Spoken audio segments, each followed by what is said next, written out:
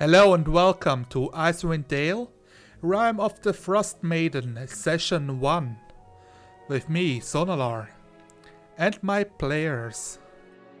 Today, we are 3 players instead of 4. Sadly, Distracted Unicorn got distracted and is doing driving lessons for the first 2 episodes of the show. Too bad, but I asked the group and we kind of wanted to get, start a campaign already. Everybody's so excited about this. So I'm like, yeah, I mean, if you're excited, I'm excited too. So let's get the ball rolling. The snowball. Proverbial snowball rolling, so to say. I'm Sonalar, I stream. I do the other campaign, Descent into Avernus as well, where I send all of my players to hell and back. Well, I send them to hell. If they get back, it's their own choice. That's on Sundays, and as well as on the YouTube channel, where I think it's Mrs. on YouTube. It's some weird thing where YouTube told me I need a surname as well as a normal name. So I said, well, now I'm Mr. Sonalar, because fuck that noise of giving my own name on YouTube. I didn't want to do that back then. Alright, I guess let's move along the camera positions, guys. We see the character name, so Motlet, tell me who you are and who you're playing, how's your day kind of deal. Hey, I'm Motlet. I'm fine. I have a quite hard week, but I'm ready to play Dungeons and Dragons. I'm student, so I have quite work to do because the exams are coming. And I'm playing as a Motlet, which is a bard, a dragonborn bard. And he has some quite interesting things because he play on violin with his rapier. Also, he's quite good in avoiding avoiding damage, I would say. So he can tank a bit, and he can play really nice to entertain some people. And that's it. Nice. Yeah.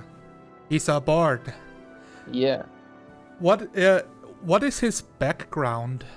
And do you want to share with us his personality traits and such, his bonds and flaws? I if you want to. Yeah. Let's do it. For those people who watch on YouTube, so that they can get a feeling for your character. Okay. So some of my personality traits. My character changed the mood really quick. Also, he hate insult, but he can stand the ones that are directed to him. Also, he is bound to his instrument because it reminds him of his teacher that he learned from. And also, he has a sharp tongue, and he has a problems to hold it back. So he gets to the problem. Sometimes he You will retaliate even if it's a noble or a dwarf. Yes. You might say exactly. some insensible things like "shut up." Yes, that's exactly the one thing. And also, he's not that intelligent, so it could a lot to the problems. Yeah. Fantastic. Let's move over to Jeremiah, also known as Unitus, the famous game designer. Are you famous yet? I mean, I've seen your tweets. You're pretty good, man. Thanks, man. Yeah, I am still a student at the moment, but I am studying games programming. I make games in my free time. I am also a digital artist. Yeah. And yeah, it's been good. Life's been a little bit crazy, but just gotta go with the flow.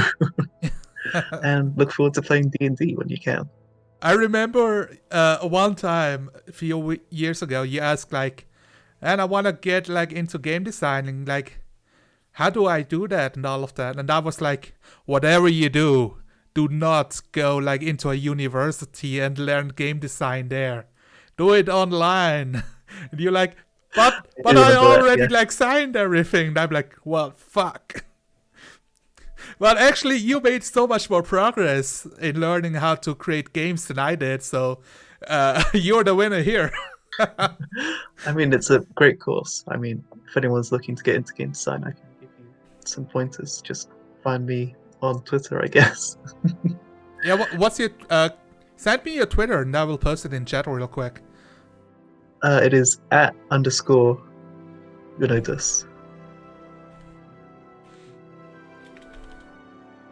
Okay, let me see if I can post it real quick.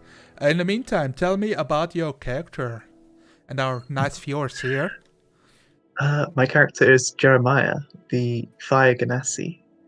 He is very pale, but sort of well dressed for the cold. And he's got a little bit of like a Ghost Rider vibe because his head is a little bit on fire most of the time instead of hair. Yeah, they're seeing the token on the screen on the Twitch chat. Yeah. So Jeremiah is what I would describe to be an anti-lock, because he's a warlock with a negative charisma modifier. Oh wow, really? Holy how? That's... Uh, I don't even know how that works. I'm excited now. I've sort of built this character to sort of he's a little bit in over his head with like the occult, but he just has to get all along with the flow. He's like too caught up in it now to stop. That's fantastic. Anything else you want to know? Yeah, tell me like his the background that you picked for him. You know, is it entertainer? Is it acolyte? And like his personality traits. I mean the ones that everybody knows about. We know that all the player characters do have a secret, and hopefully we can find out more about that in the game instead of like me accidentally slipping it. Like, oh yeah, no, that's like. I don't even want to say something because then it's like, oh well, it cannot be that, so I'm scratching it from the list. I'm secretly a level 20 character wizard. Oh, that'd be one plot twist, huh? So my character is a folk hero. He is known throughout various occult circles as the Starfallen, and he. I'm not sure how. Do you want me to describe his patron a little bit? Because it might make a little bit more sense if I do. No, don't describe the Patreon. Just like, what are your bonds and flaws and such. What are my bonds and flaws? So yeah, the 4 lists of stuff that's in your backstory so that we know like what to expect. So his bonds are he has a family, but he has no idea where they are, and he hopes to see them again. He gets bored easily. When am I going to get on with my destiny? Thinking is for other people. I prefer action. And nothing and no one can steer me away from my higher calling. Fantastic. That's great. I'm looking forward to it. And then we go on to Valerian. Fluffy, tell us about yourself and your week, your day, your life. Fluffy. I'm local asshole. I'm here to make Sonalar's life harder and more painful. And I live very boring life, so that's why I play a lot of DnD. But that's about it. In this campaign, I'm playing Valerian, who's a half-elf fighter who's from Icewind directly from one of the 10 cities. Or was it 10 towns? 10 10 towns. towns. And he lives there with his mother, and he's working there as a gladiator in that town. God damn it. I mean, town is like, it's more like a village than a city. They just use the term town in this day and age. So imagine like anything between 50 people to maybe 1,500 people, depending on the Yeah. place. I know. I just keep mixing them together. Yeah, yeah. City is definitely like Waterdeep or Baldur's Gate, Elturel, Luskan. And out here it's like it's barely more than a tent.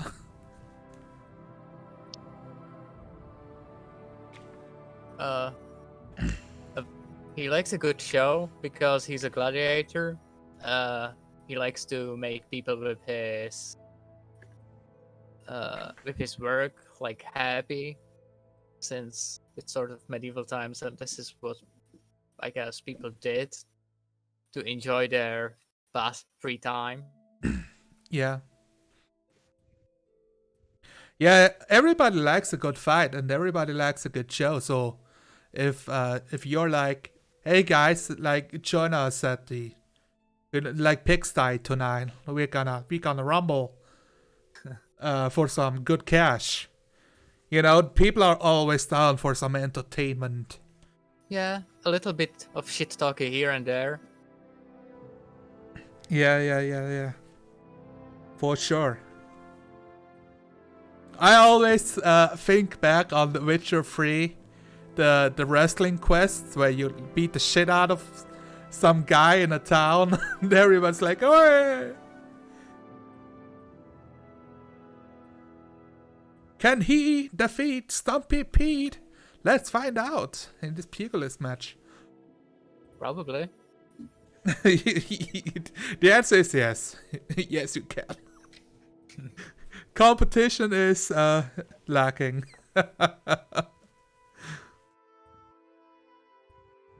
I mean, you're still level 1, so you know it's still up in the air. But if we go like by DnD punching rules, the one with more strength just wins every time. And more hit points. And the monk, of course. Alright. Yeah, and this correct. The unicorn is not here, but she will be playing a snow elf. I believe she is playing a wizard, so we will learn more about her character as we get there.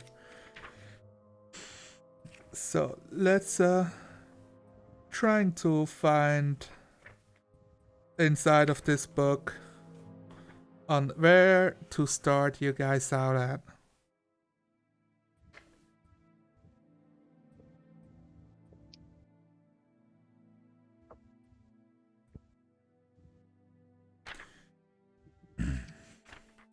If you want, we can roll a 1d10 and see and like learn more. Which of the 10 towns? Yeah, which of the 10 towns you guys start at? Okay. I'd be up for that. Yeah. Why not? 1d10. First guy who rolls counts. It doesn't roll. There we go from Unidas. I see an 8. Just got snuck in there. Alright. You guys start in a town known as Lonelywood. Interesting. So let me get to the map. Oh, that's fantastic. Because Lonelywood is really far away. There you go. Do I have a party token? I don't have a party token. Oh. Maybe later I can set up a party token for you guys.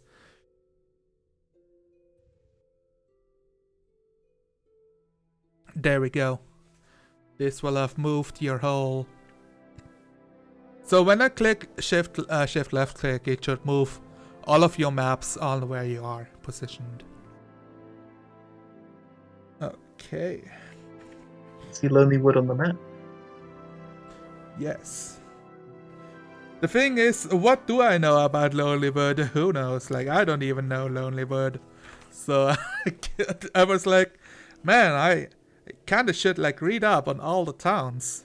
And I was like reading, and it's like, oh, this is interesting. And then I'm going like on this internet binge about the whole campaign. And in the end, I didn't read about the actual towns. It keeps happening. Well, I mean, gives us time to introduce each other and sort of talk a bit while you read up, maybe. Yeah. Yeah, actually, I will switch all of you onto the Lonelywood map, hopefully. Ooh. So you have like a basic idea about how the town looks like.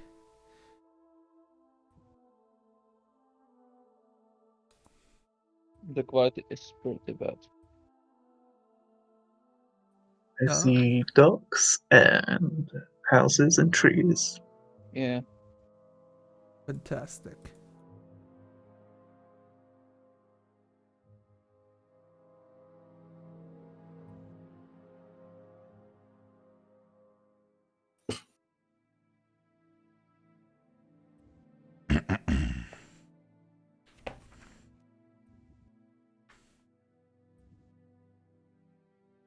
So, Lonelywood, it does have a tavern. So, I'm going to assume that you guys are in the tavern. To give you guys a perspective, one of you has like a small booklet. A small booklet is called like Willow's Guide to the North. And inside there's like an introductory area of, hello, my name is Volo Gendarm and I go all across Verun where I described the nice pleasures that you can experience at the Sword Coast and in Chult and in Icewind Dale. You might have heard me of such shows like Volo Gendarm and It's Going to Hell, or Volo Gendarm Exploring Waterdeep, or The Player's Handbook. Volo's Guide to Monsters. Volo's Guide to More Monsters, like chapter 2. Okay. Yeah, it has like a small excerpt. We are still updating for the fifth reprint, where I will revisiting all the places once more. You know, the old information is kind of like 100 years old, so I hope this will do for now until you get the updated version. And in there's like a small section of Lonelywood, where you can see. Actually, let me see if I can find the player's art handout of the Lonelywood's banner. It's this green shield that has like this icicle stalactite and stalagmite in the middle of it, separating it. How creative. Yeah. It's a nice symbolism. It's quite nice air. Yeah. You like this is a very, very small town from 10 towns. It has like a population of around like almost 100 people. But you can see inside of your, and I want to know like who is like reading Volo's Guide to the North? Who actually has like the booklet? Who is most likely of us to read? Yeah, or like who of you actually went to the one singular tourist shop in Bryn Shander and got the booklets so that you know a bit more about the towns? I don't. I think Jeremiah might have, unless you two think so. You can roll for it if I don't hear any resistance, so we can just go with it. Yeah. I mean, Jeremiah is all about the tourist appeal. Alright, yeah. Lonelywood, there are 3 different ratings.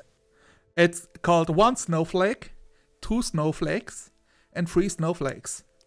3 snowflakes is good, 1 snowflake is bad. It has a friendliness rating of 3 snowflakes. Lonelywood is a nice, idyllic place where the people are nice and actually helpful. If you ask for help, they will show you the way, they will help you out. They will give you a bit of food. Its services is rated as 2 snowflakes. You can get a place to sleep, you can get a place to eat. There's probably even a shop somewhere where you can stock up on rations and such. And there's a comfort of 2 snowflakes as well.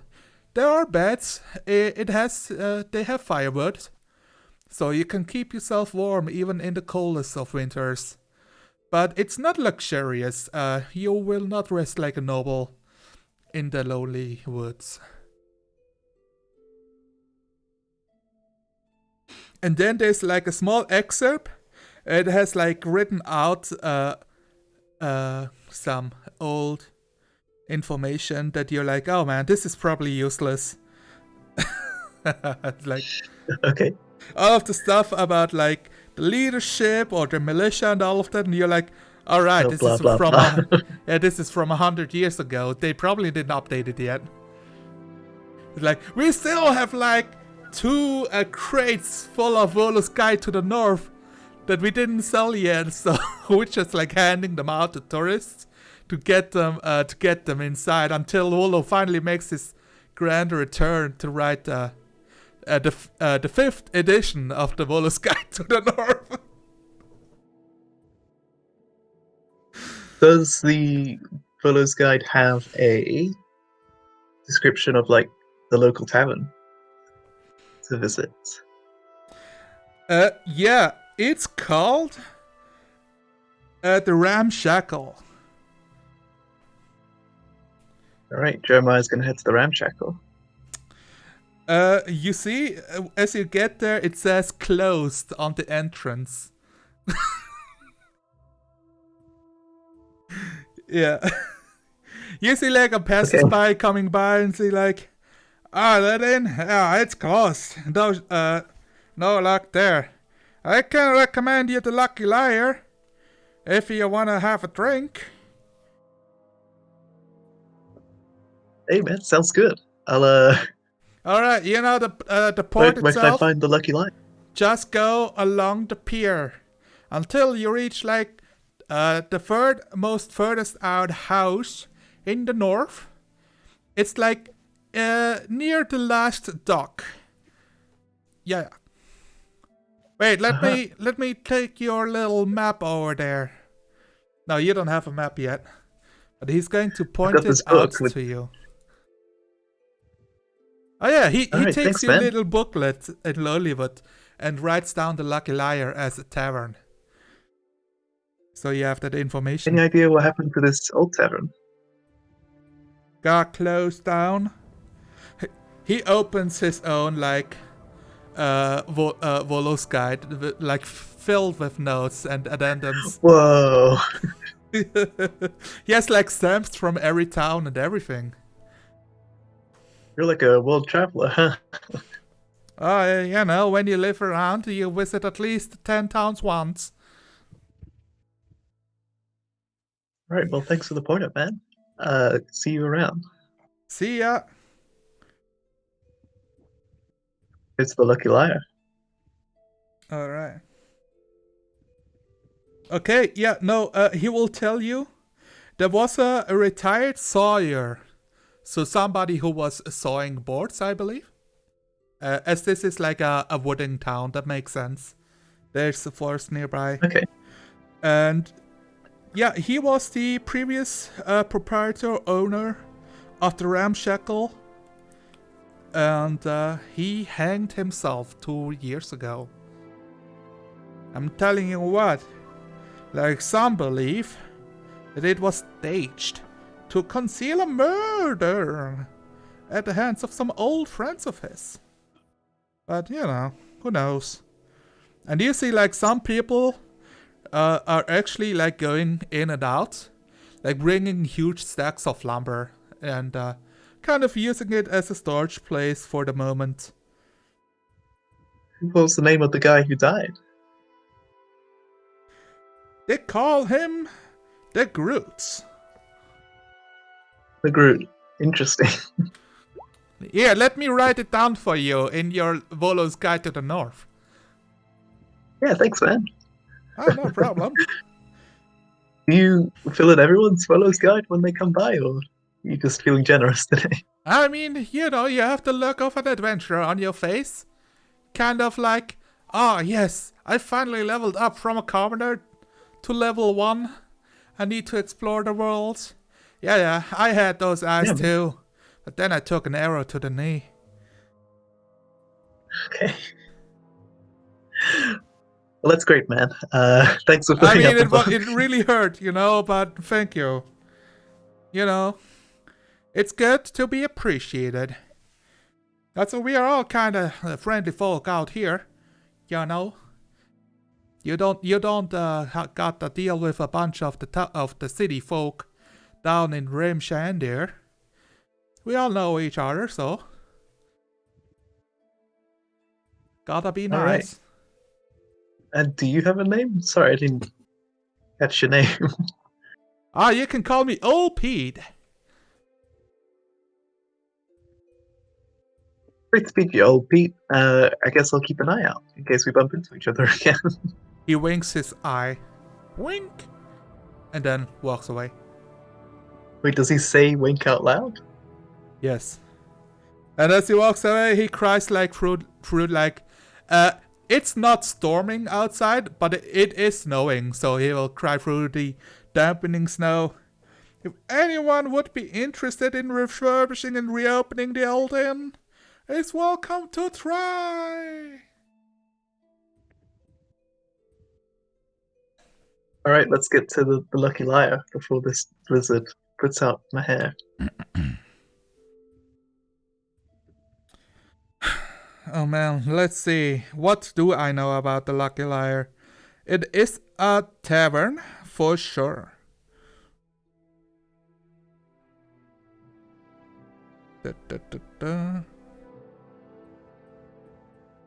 I don't think I have a tavern set up right now, so I'm trying to find out if this is if they have anything specific. So, it's your typical tavern setup. They have a bar if you just want to sit down, grab a drink, and go back out to work. They have a couple of tables, like 2, maybe 3, and that's about it. But what they do have is a fireplace where you can sit down, warm your hands. Some people even lay down in front of it if they don't really have a place to stay, as like a way to overcome the night. You can also rent a room upstairs if you wish to, but it's but they are like the rooms upstairs are. How did people even warm up rooms in the winter in the like first what's it called, like the upper level? I don't know. By the chimney, I assume, or by some fireplace. Magic. Magic or some fireplace in their room could also work. You've got like the. Oh yeah. So what they have is water pots. They have like a stove set up that's like in the room itself that you can open and throw firewood in. That's what they have, and it's like nice. So like they turn it on for the guests when they arrive, and you kind of like shovel wood after it. So when you rent the room, you get your own stack of woods that will last for the night. All right, Jeremiah will step in, close the door behind him, and brush the snow off as he sort of looks around. All right. And heads to the bar. Excuse me. Don't suppose you got any folk for hire around these parts? I do want to know, are you guys already together at this moment? Traveling? Or how did you guys expect to set this up? I have no idea. I'm expecting to set it up in the tavern, but if let's do it at the tavern. Idea. Yeah, man. Let's say that you're in here already. Before we get to you, The tavern barkeep is raven-haired, so very black hair, and is a human, I believe, a woman, and she will say, hello there. Welcome to the Lucky Liar. You're looking for adventure, was it? I am looking for work hands and hirelings to help me on an adventure. Don't suppose any of those kind of folk come around these parts? Oh, most people around here working in the lumberjacking business. They're either fishers or sawyers or, building houses, cutting wood, delivering them to the other towns, building. So if you need a strong man, you can stay until the evening, where they will come back and tell all kinds of stories. Although this folk right there looks kind of suspicious to me, like he's up to no good. And she points over to a dragonborn that's like fiddling around on a violin. Yeah. All right, Jeremiah will walk up, I guess. Hey there, fella. Good evening. What you drinking? Beer, I assume, but it tastes like a bit of water. But you can't get anything better here. Well, would you like me to buy you a beer? Why not? Now you have All right, 2 beer. Easy peasy. Sorry, miss, I didn't catch your name. Pardon? I'm talking to the barkeep. Sorry. Oh, my name is, and she will type it out for you.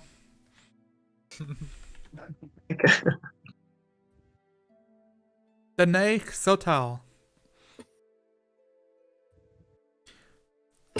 You can call me Danny if it's easier for you.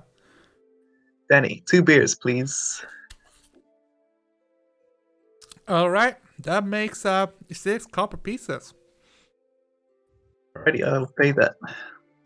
I got Do you- 6 copper pieces. You have copper reckon. on you? Let me check. Are you the guy who shows up with his starting 10 gold coins and pulls out a gold coin to break copper? I mean, Yeah, maybe it sounds I like feel you do. Yeah, she's like, 1 gold coin. oh, I see. No worries, I can give you some change. You have 9 silver and 4 copper back. 1 beat, break it in small coins or big coins? 9 silver and 4 copper's fine, thanks. Sure thing. I think I have like an electrum laying around somewhere. I'm not interested in getting all that mathematical. No, please, no. You want to give me an electrum? I mean, I just have this joke with all of my players. Every time I mention an electrum, they're like, no! please God, not an electrum. Whatever you do, reward me in silver, copper even, not electrum.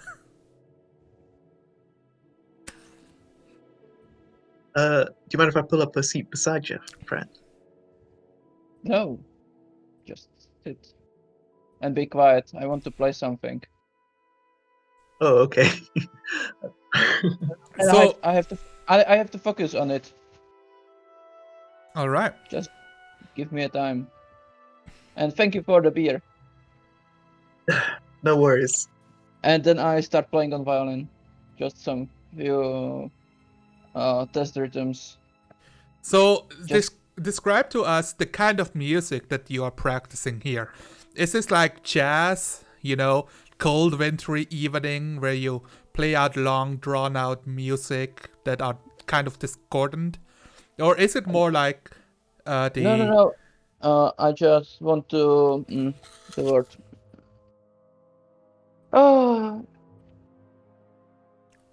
prepare the violin to play. Tune the violin. Yes, Yeah, that's the yeah, word. you're tuning it. Yeah. Yeah. No. You know, I could have sworn we've met somewhere before, but maybe I'm just imagining it. I don't know you. Yeah. Well, allow me to introduce myself. I am one Jeremiah, and I am on a mission to hunt down a particularly mighty yeti that has been plaguing these parts. Interesting. Nice to meet you. I'm Motlet. I'm here to find some.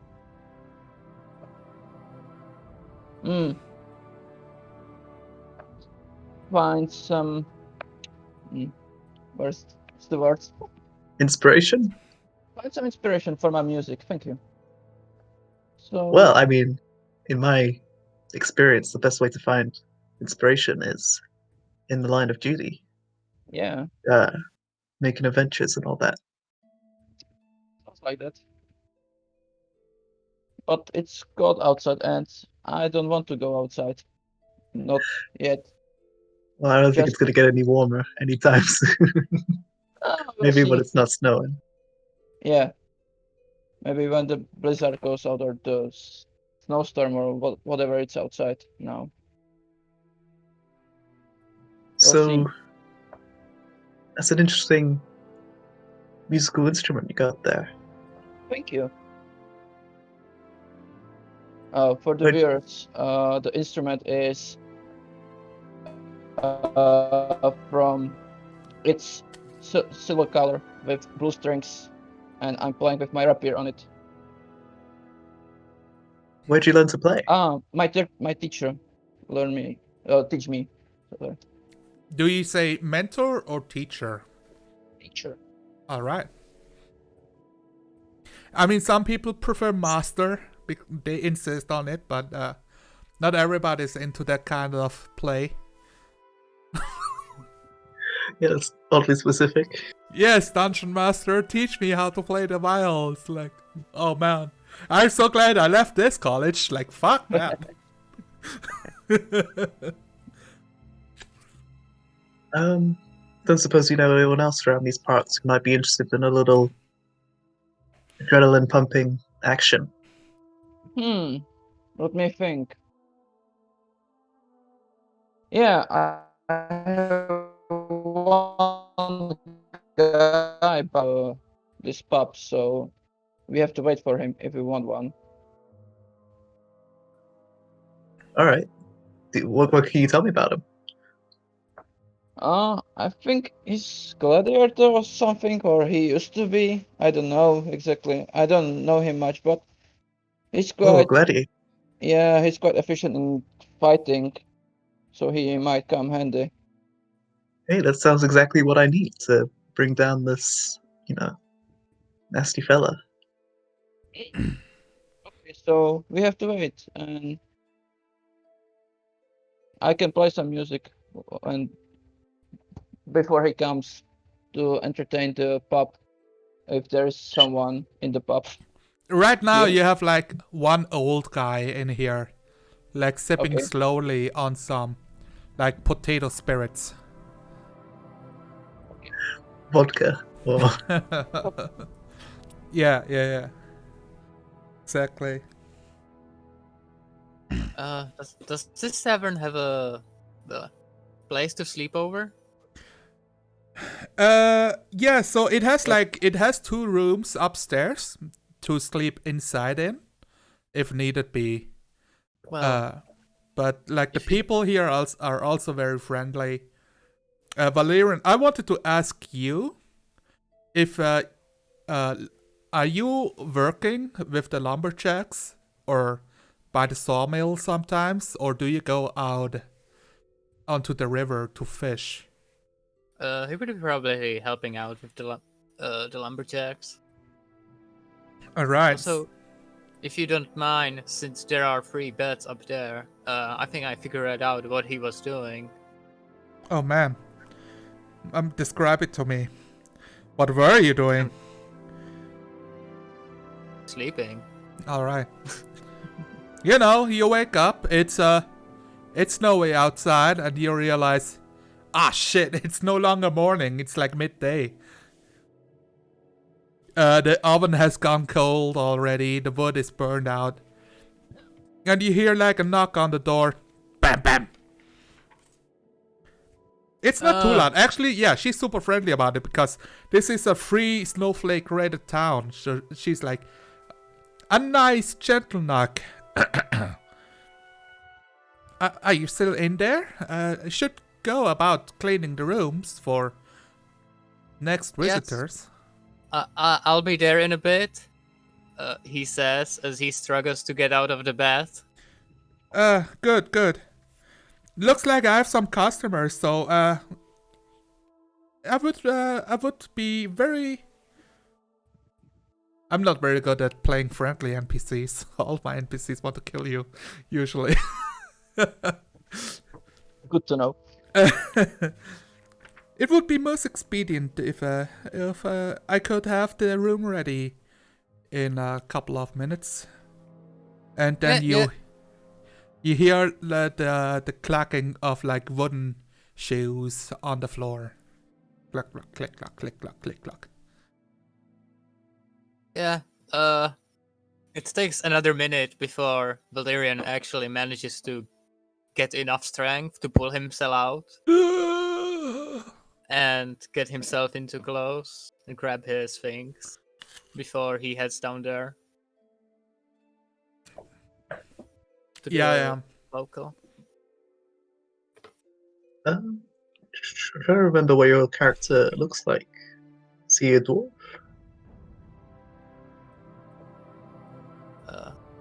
Well, More like a it's like on the gremlin. pic- The gooch. he looks like exactly like on the picture. Describe to us a picture then. I don't know. I can't see the picture.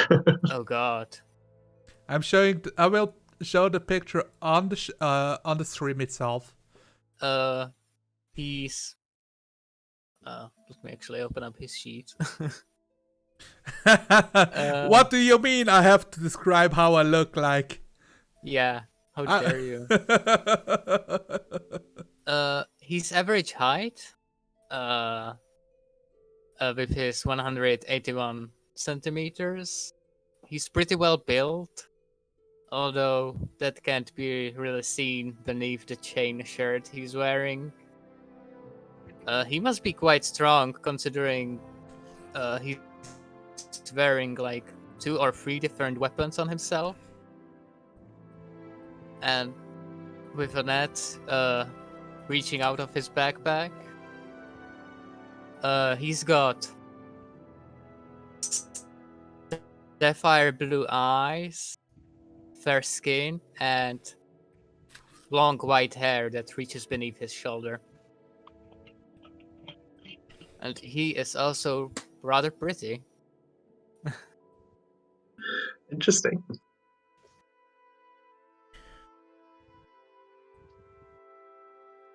Alright, so, I mean, it sounds like Mott is still playing music. Jeremiah's gonna throw a log on the fire. Valerian raises his hand to wave. Hey, Maud. Hello. Oh, I'm sorry. I assume that you are outside. Yeah, I should have been. Meanwhile, in Who's the that fellow over outside, where's Valerian? We need him already. Did he He had a free day. Yeah. No. He's Jeremy. He's looking for some people for adventure. Jeremiah, pleased to meet you. It might interest us. Adventure, you say? Yep. What kind of? The bad guy hunt sort. You ever fought a Yeti? A Yeti? That's a rather big challenge. Well, you know, I've got big dreams. Yeah, quite ambitious. Well, that's why I figured I can do it by myself, you know. I hear you're a gladiator. Yeah, that's me. I'm pretty good at what I'm doing, at least I like to believe that. Also, well, I'm looking to together a team of, talented individuals to help me on this mission. You interested? Talented? Uh, Here? Well, I Look mean, like I'm you making get, do. I mean, like, I'm Pretty far from interested, but civilization. I don't know if I'm talented. Maybe in Well, music, but well, if you don't be want so to. harsh on yourself, man. Hmm. You seem like a pretty seasoned fella. You look like you've got promoted from common. is there a bounty on that? A Yeti? Nah, it's more of a personal. It's personal. Ah,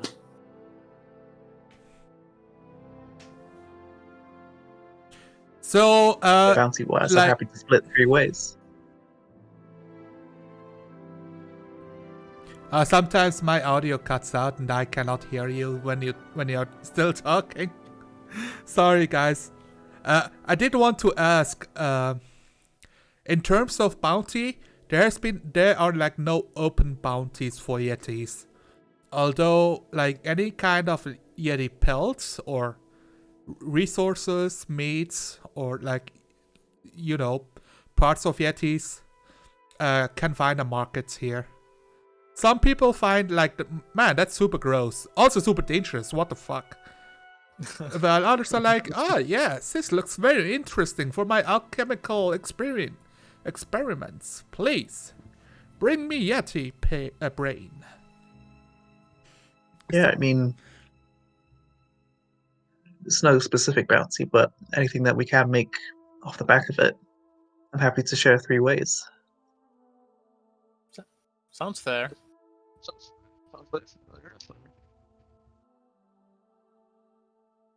I hear, mammoth, Yeti skin, fur, it goes for a high price these days.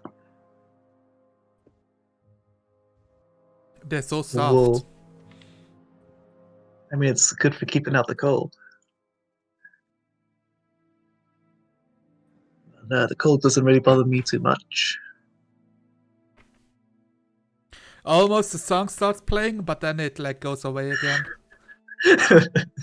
You were this close to starting to sing along. Not in session 1, guys. Come on. All right. I'm also new to this town, this area, Lonelywood. So, still trying to work my way around a little bit. We'll probably need to do some preparations before we head out to the cold.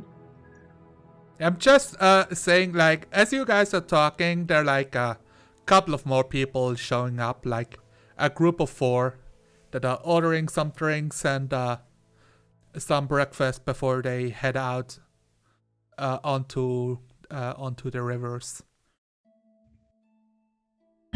So it's starting to fill up a little bit. Speaking of breakfast, I should get one. Oh That yeah, might be a good idea.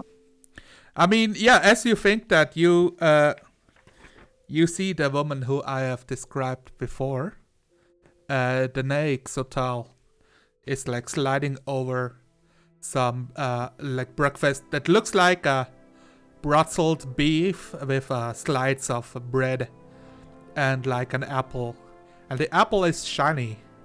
You're like, oh wow, like actual fruit that still looks good. She gives you and she gives you a wink and says, there you go, Valley. Wink. What's her name again? It's in Danny. chat. Danny, Danny Sotal. But some people call her Danny because it's easier to pronounce. Danae? Yes. That looks like some mighty fine food. Thank you, Danae. The room should be cleared now. Thank you, Valerian. That's very thoughtful of you. You plan to move on, Valerian? Sorry, what was that? You're moving out? Sleep there. Right, but are you heading somewhere? Like, I don't want to like interrupt any travels that you might be on. No. I've been staying in this town for a few days. But I don't really have any tight schedule to keep up. Yeah, so imagine that it's very easy to get like a day job. Ships go out onto the sea all the time. And you're like, man, let me help you fishing. You're like, well, as long as you can like pull on ropes and work all day, we'll take you on to earn you a day's worth of meal and some coin on the way too. Same goes with the lumberjacks. Like everyone who can swing an axe and not be an asshole while doing so can find a job. I have I feel like I have question, if I may. Yes. for Is fruit normal in this area? Is what normal? Fruit, or vegetables, or anything like Fruits. Yeah. So fruits and vegetables has been gotten very sparse nowadays. There's like are still some. They're still mostly like potatoes and onions Mhm. that make their ways around. But like most of the fruits themselves are either dried or bad, like have gotten eaten or have gone bad. Most of the meals consist of like breads from like corn that's long lasting, like making bread out of that, or meats. A lot of meats, like mostly is meat and fish based food. Mhm. Turning it into soups, into roasts, and or into sausages, stuff like that. Okay.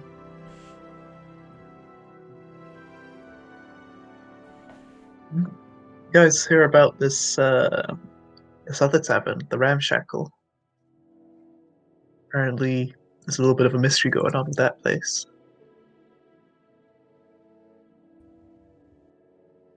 Really? Did you?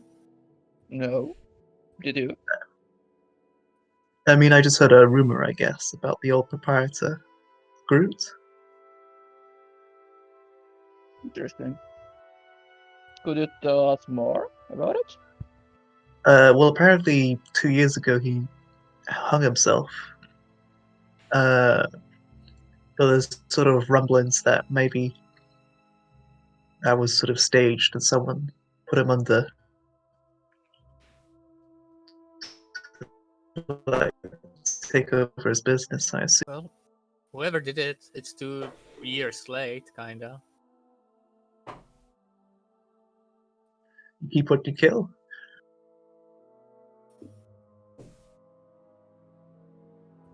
As the old saying goes.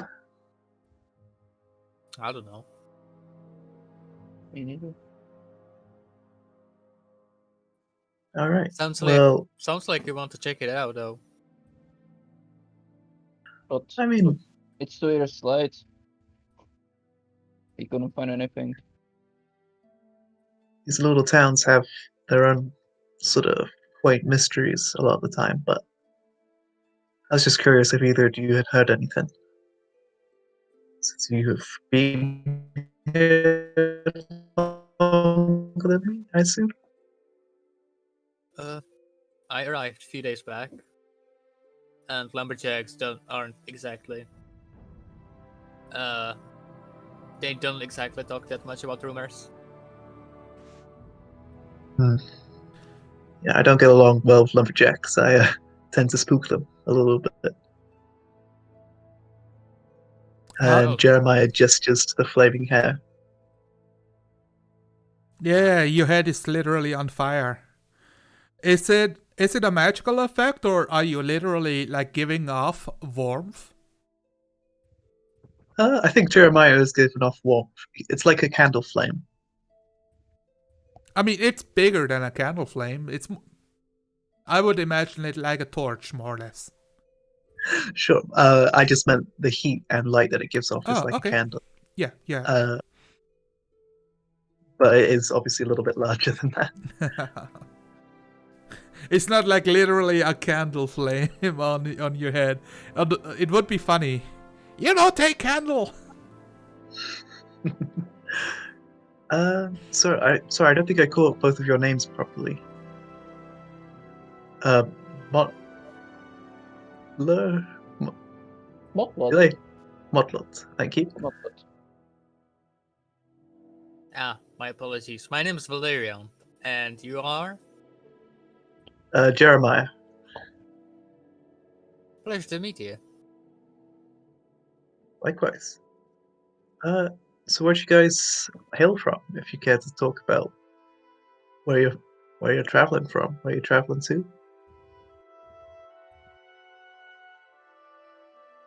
I'm from Tourmaline, although I travel across 10 towns quite a lot. I don't know where I'm from. Or I don't remember it. And I just travel across the 10 towns to get some coin in the taverns. And I meet Valerian on the boat. Sounds good. Yep. So do either of you have any experience with sort of hunting and stuff? No. Well, do you have any experience outside of playing the violin? Yeah, I can kill with rapier. Oh, you got a rapier. Yeah. I mean, that's one step ahead of me, man. You you got something I don't.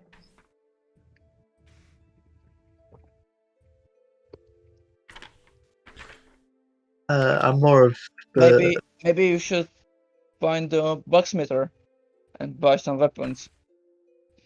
Might help you. That's alright. I'm more of a spell slinging sort myself. Having a knife doesn't hurt. Yeah. I mean, I've got knives and stuff. I'm just not particularly like. I could like track down a boar and like shoot it through the trees or whatever. Interesting. I'm trying to find a page for Lonelywood again to describe you some rumors, but there we go. Yeah. Yeah.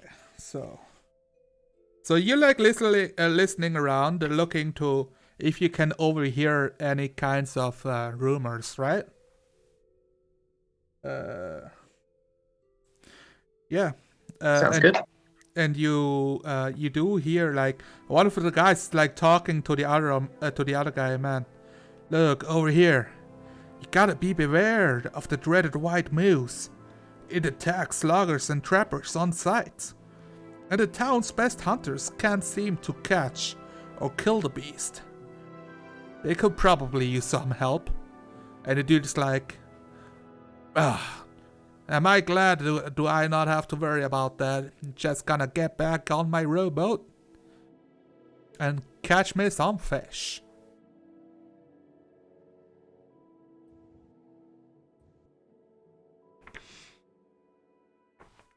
What was the monster? I think they were talking about the white moose. I mean, you guys have heard of the white moose before, I hope. Ah, yes, the famous white moose. Yeah, the dreaded white moose. The evil white moose.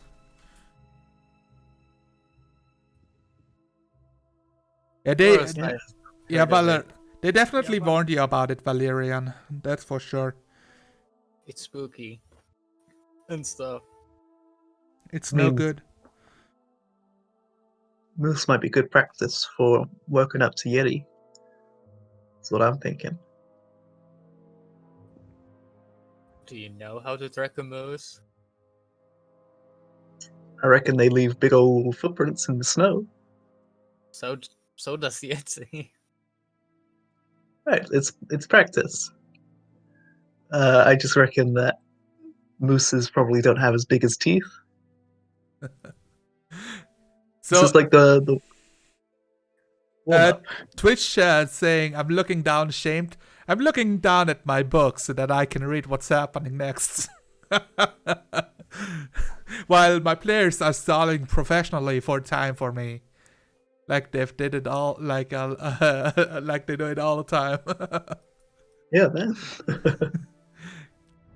Thank you guys for being awesome wingmen.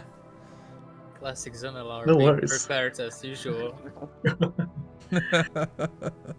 So yeah, one of the people who entered in here appears to be a halfling child. And she approaches you and says, "Wow, are you the walking torch?" You talking to me, little lady?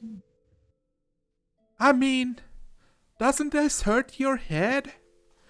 This looks like it should hurt your head. Yeah, it's a flame.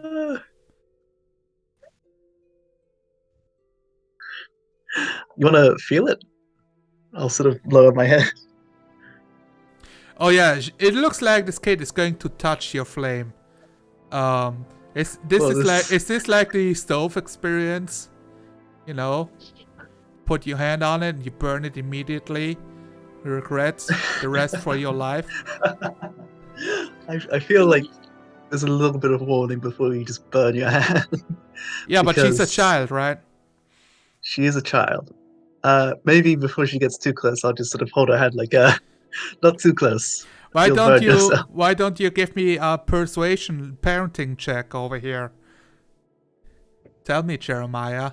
Oh, gee. I Can was you not handle? prepared for a parenting check. Yeah, can you handle children?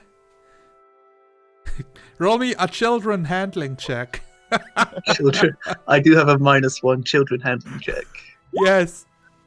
Oh no, she touches your flame. Is it like actual burning, like like a normal flame? I think it's like a candle. Like you probably burn the tip of your finger and sort of jolt back. Yeah. She puts her hands on it. It's like, ah, my hand!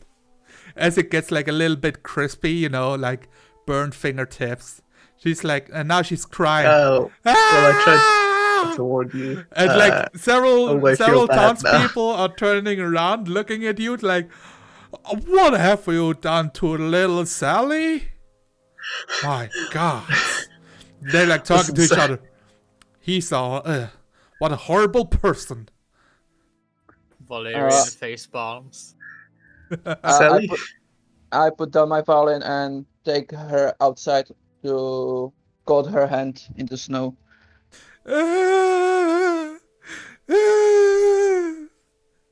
I just wanted to bring you to mommy. You think? I'll go outside with the snow and sort of comfort the small child. All right. It's going to take. It takes like exactly 7 minutes before she's over the hand burning, and is happy again. This is not a normal child.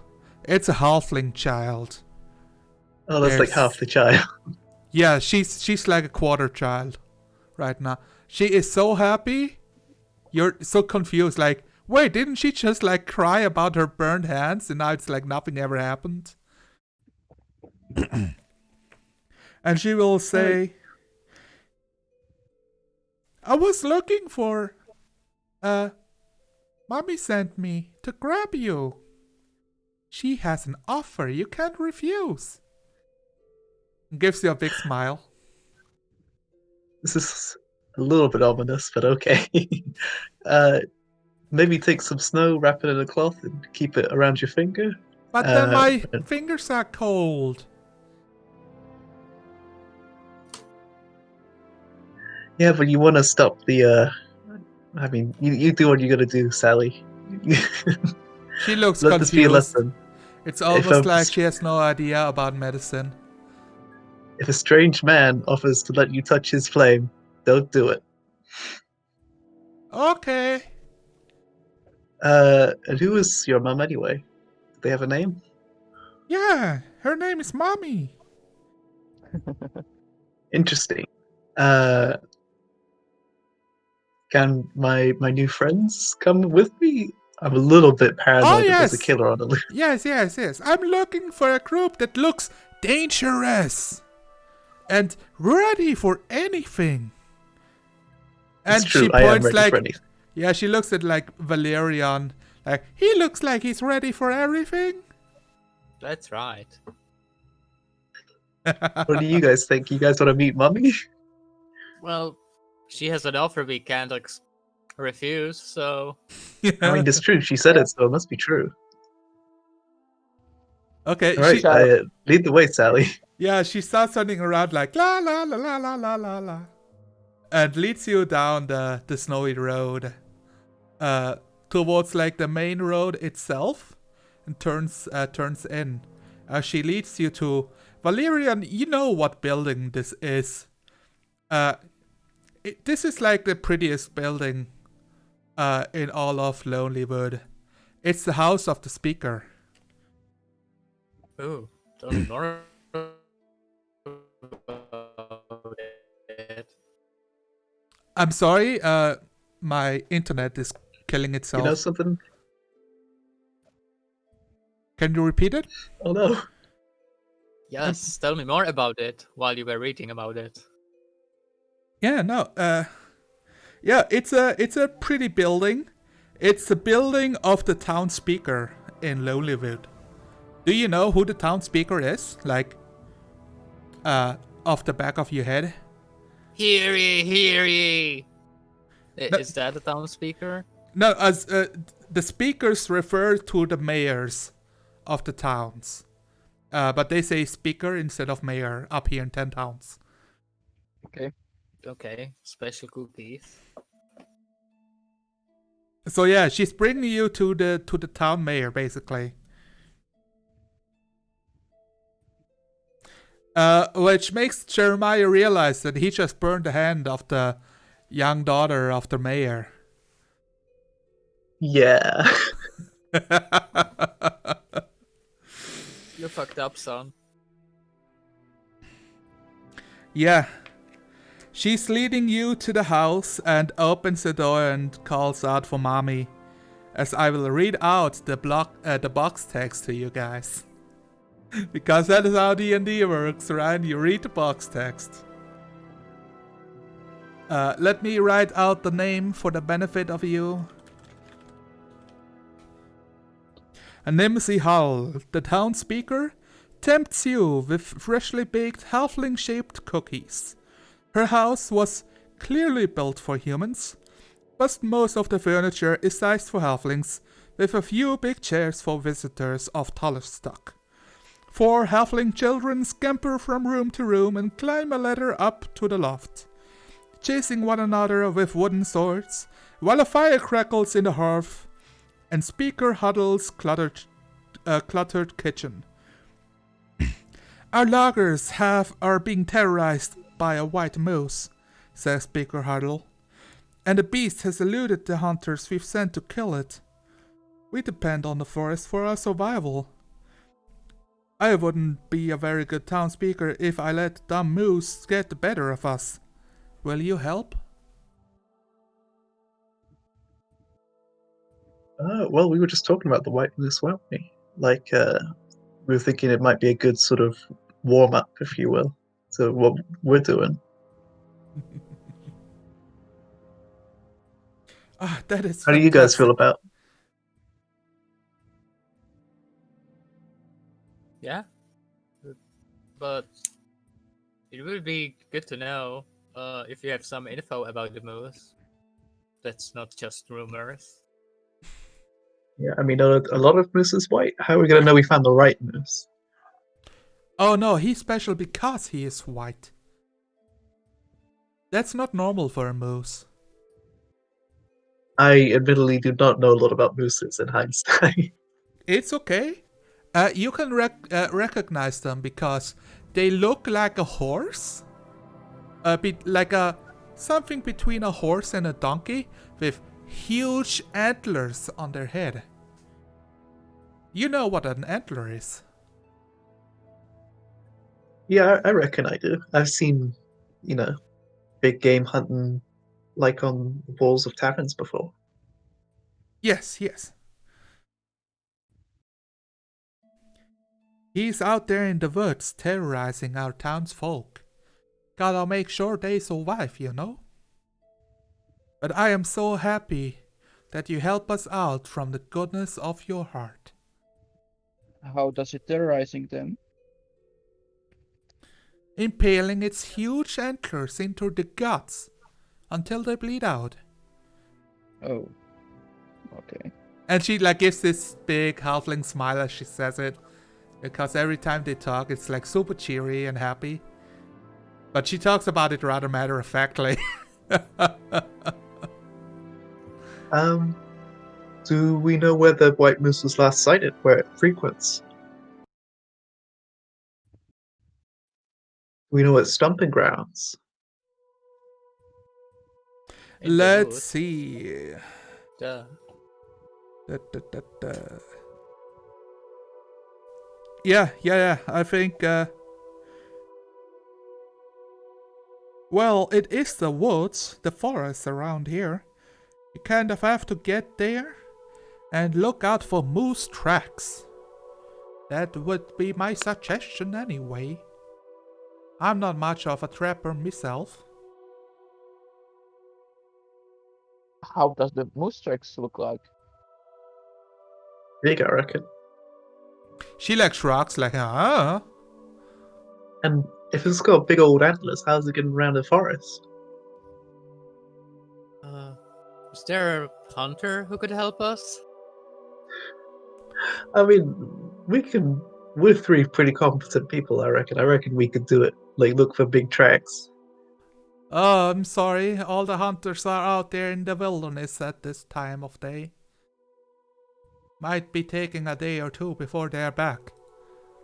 Also, nobody picked the ranger class, so there's no hunter in the tavern at this moment. Sounds like your hunters might be a little chicken. They've tried to catch him before, but it's evading any of the traps. And do you want him dead or alive? Oh, please, bring me the head. Okay. Is there a bounty on this mighty creature? I mean, I will gladly accept the goodness of your heart to know that you have done such a heroic deed for Lonelywood. I mean, I actually am pretty happy to do it out of the goodness of my heart for once. Because this is I mean, there's no official bounty, although I am the speaker of Lonelywood, so I guess some kind of recompense for this journey that is not undangerous would be fitting. Did well, it sounds like you'll be.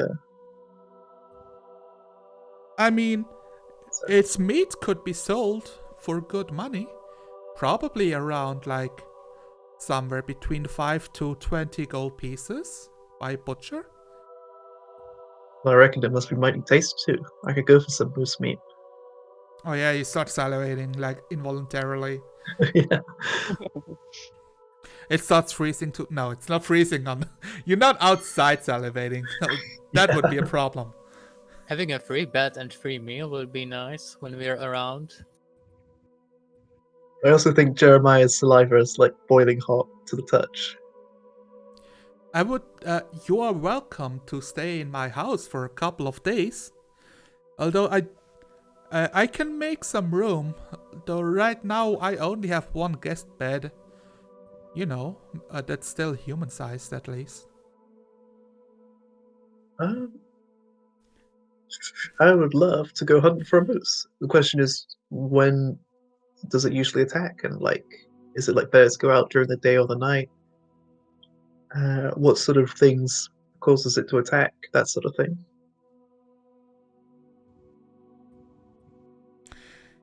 Yeah, she's like, it's not coming into the town itself. It's mostly the lumberjacks who go out into the forest to, chop wood and to make sure that trees grow nicely.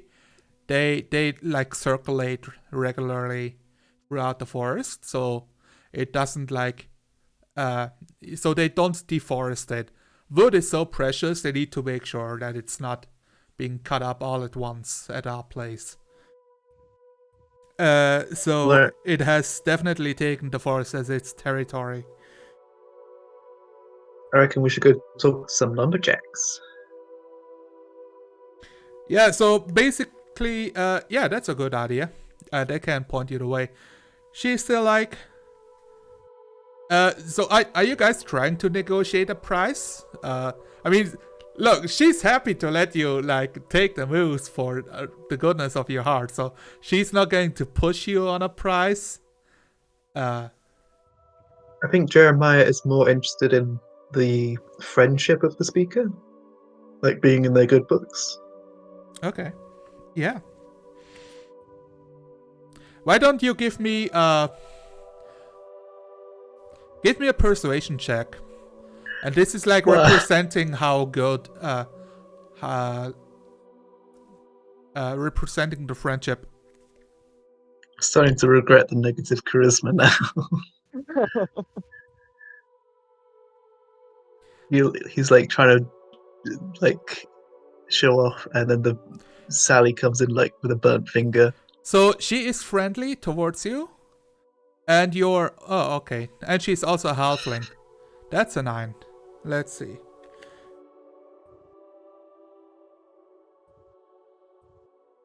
Yeah, she will say, I do think that the old inn Ramshackle could use a new owner. For whoever brings me the moose's head, the inn can be theirs. Of course, if our hunters get the moose first, the reward will be theirs. She adds with a smile. Interesting. Can I ask about the Ramshackle Inn? Well, it used to be an inn, but it's an inn no more. Its proprietor passed on 2 years ago. I'm mighty curious about that event myself. I've been hearing all sort of tall tales to that effect. Yeah, I was wondering if you had any. she doesn't look. She looks unhappy when you say that, like kind of sad. I I'm sorry. I can't stop any rumors, but I'd prefer if such foul talking is kept to the people themselves. He was a good man, the Groots he was. He didn't deserve to go like that. It's just that, them's the rumors. People out here, only barely 100. They like to talk. The snow, sometimes it's getting to their heads. I know the feeling. I am mighty curious though. This place has been without a proprietor for about 2 years. How come you haven't found an owner sooner? Small town, not much need for an inn. Nobody taking up the challenge of running one. I guess you got the competition with the lucky liar. Yeah, that is true, I know some other towns have a bunch of inns, but very few people actually visit so far up north to Lonely Wood. I mean, I've got to say, it's a mighty tempting offer, either which way. She How do you smiles. Well, it is a fully functioning building, and I am not averse to giving over ownership, writing out a document, if the problem of the town can be solved.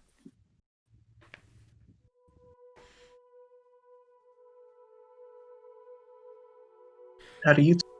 Would you like some more cookies? And she holds up like cookies in the shape of halflings. And they all look super happy too. Oh, you do gingerbread halflings. Great. Yeah.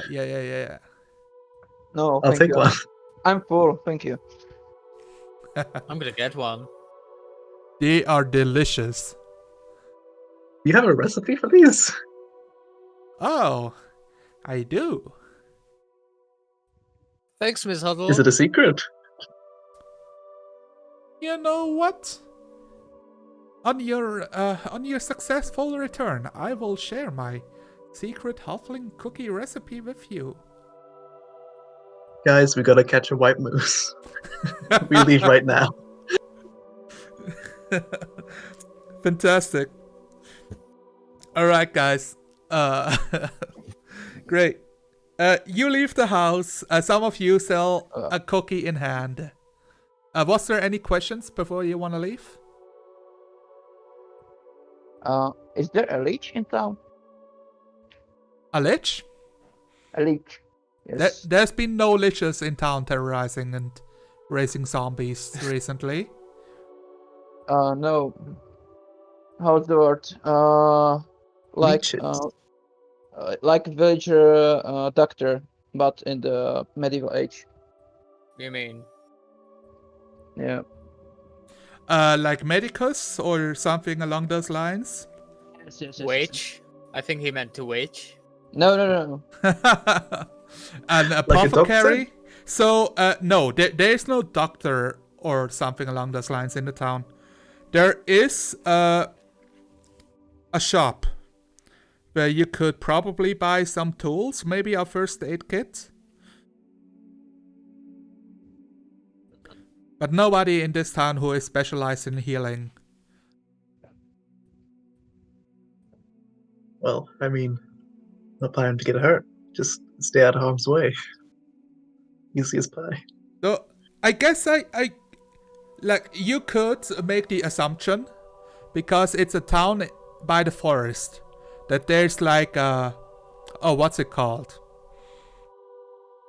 Like a gatherer that will collect mushrooms and fruits and stuff from the and honey from the woods. Yeah, there would be such a person probably. Are you looking for something specific, Motlet? No, I'm just looking for a doctor or something like that. Yeah, Because of the, you know why. Oh, yeah. Yeah, she, you ask and she says, well, might be, if anything like that, it's possible that you can find a professional in Bryn Shandir. That is, after all, the biggest city of 10 towns. Well, Could you write it down, please?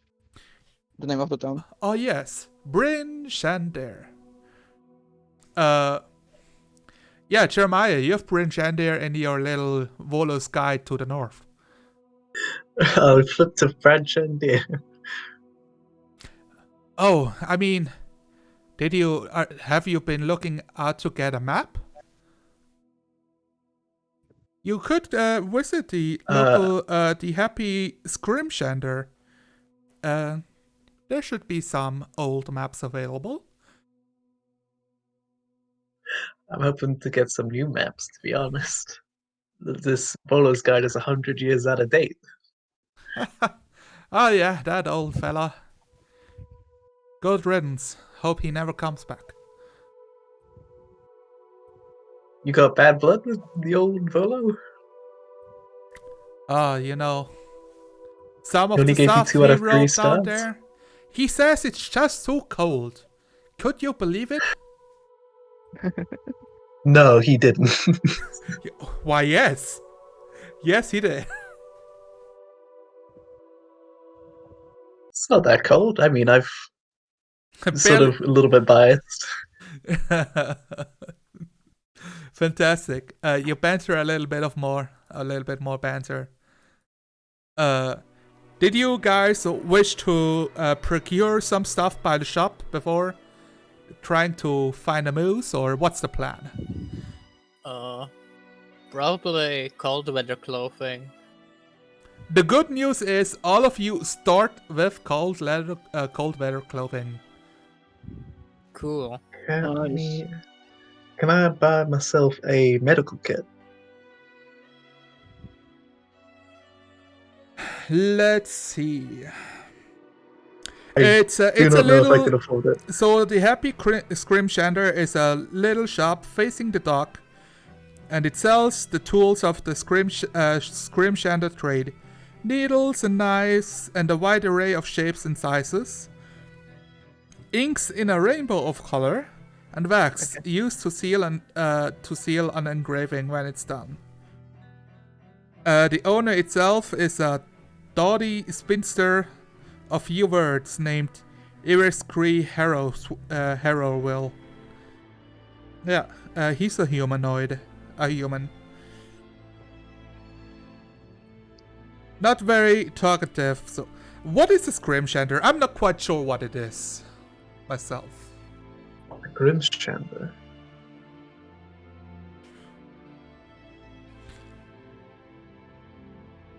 I have no idea. A person who makes scrimshaws. Wow. What is a Grimshaw? It's made by Grimshanders. Ooh, interesting. Distinctly North American folk art. Native people of Alaska and Canada have carved ivory for centuries, so it's ivory carving. That's a Scrimshander. So yeah, you know, ivory carving. I reckon we're about to get ourselves some ivory, so this would be a nice place to cash that in.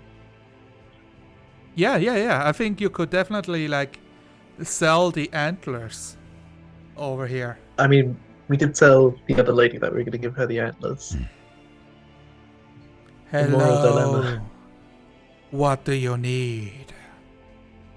I just need some medical supplies if you got them. Yeah. She, like, stares into your eyes without blinking as you talk. She says, I sell knives and needles and ink. Medical supplies? I mean, I heard talk of like people going out in the woods to get like herbs and stuff, and like honey for poultices. There has been winter for 2 years. Yes, we had a gatherer, but we are currently low on supply. Well, ain't that a damn shame? Did you want me to check in the back room? I'll be right back. Alright. Okay, see ya. No, I'll take your word for it. I mean, I don't want Oh to no! push my luck. Don't let me hold your back. I can go and check for you. I mean, if it's starts, no like, bother. eerily moving aside, like through a door, while keeping her eyes locked onto you. And opening it and moving to the other room. Closing it Hey. behind her. You're alone now. Hey, this place is great. Jeremiah, didn't we only need needles and strings? I Did feel we? it could be enough. I mean, I just figured I was low on medical supplies myself. I don't really know if we need needles. Yeah, you have basically everything here that you would need for hunter supplies or like creating Oh, stuff. that's a good point. We could see if we could like use something to like lay a trap, maybe. Do we know how to lay a trap? Because I don't. Hey, I've used a what's it called? A bear trap before.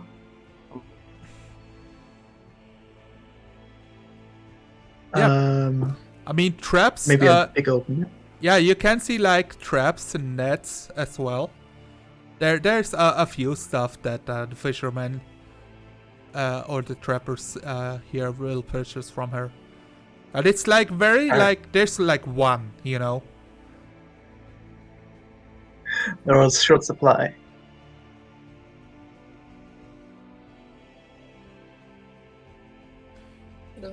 Welcome back. I wonder if they got anything for bait. That'd be nice. Wait for moose. Moose bait. Like an apple? How about that halfling child? Well, that's. Hey, let's go on a walk into the forest. Deep, deep into the forest. Hey, Sally, you want to go on an adventure? Yay! Oh god, this is why I'm not a parent. Why? I On mean, this sounds time. like a good idea. Okay, blankets, candles, chest, clothes, climber's kit. Let's see. Fishing tackle.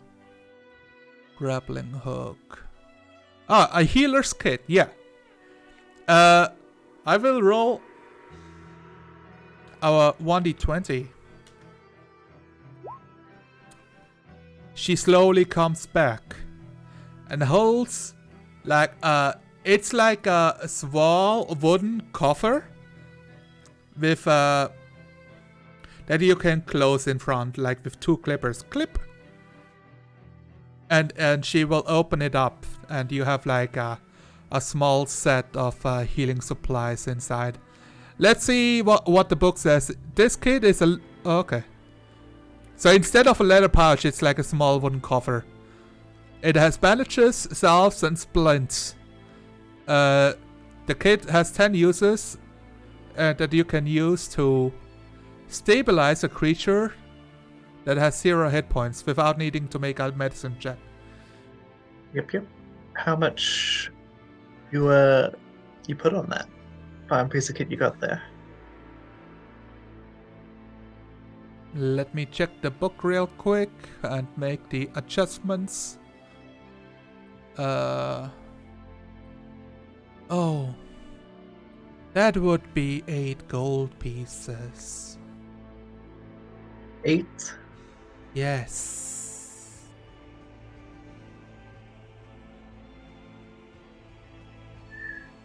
Let me just check how much I got in my big old money pouch. That's Oh, gonna clear yeah. me right out. Yeah, you count 9 gold pieces in there. How do you fellas feel about having medicine? You guys want to pitch in with this? Split the cost? Yeah. Well, I have 4 gold left. I see. I have a lot, but I can buy I'm- it. I mean, I don't. That's a lot of money, man. You don't have to do that. I just but- figured this is good equipment for watching out for each other. I think it's pretty good equipment. Pretty good items in there. And How it could about help. we can split it 2 ways, 4 gold each. Okay, I'm fine with that. Alrighty. It sounds like we got ourselves a deal. I guess I'm broke then. Wait, why? I did If- say I have 4 gold. If all of you pay 4 gold, that's Yeah, 12 but gold. Yeah, She needs 8. I'm reckoning only Mark and I. yeah. I I think mean, I don't want to Valerian to feel like it seems like he's running low on cash anyway. What are you getting anyway? Medicine, for in Medicine. case. for in I case mean, something happens in the forest. So I don't know if you two are particularly skilled in the healing department, but in my Nope. experience, it's good to have a fallback. Oh, Unidos, you're a green screen right now. Interesting. You want me to refresh my Discord? Yeah, I don't know what happened, if this is your camera or Discord. Can I'm you still, can you turn off camera and turn it on again? He's downloading porn. That's what happened. Ah, yeah, that worked. Fantastic. Excellent. All right. Yeah, 8 gold pieces from Motlet and Jeremiah. Sounds good. She hands Do you want me to over. hold on to this, Mott, or do you want to hold on to it? yeah, I'm gonna hold on to it. All right, you do that, sir. So 4 gold from me, right? That is correct. Okay. and I'll pass on the box to you. Okay. Oh. I was looking if I can find the price for the trap. Or if you are changing your mind on that. I reckon it might be a little out of our price range at this point. We've got like, what, 10 gold between us? Yeah. No. I have 30 gold, so I'm quite rich. Oh wow. The hunting trap would cost 6 gold pieces. That's out of my price range, I'm afraid. Is there a weight of the medical kit? It's like 1 pound, you know. It's quite light. Yeah. So the hunting trap, you know, it forms a sawtoothed steel ring.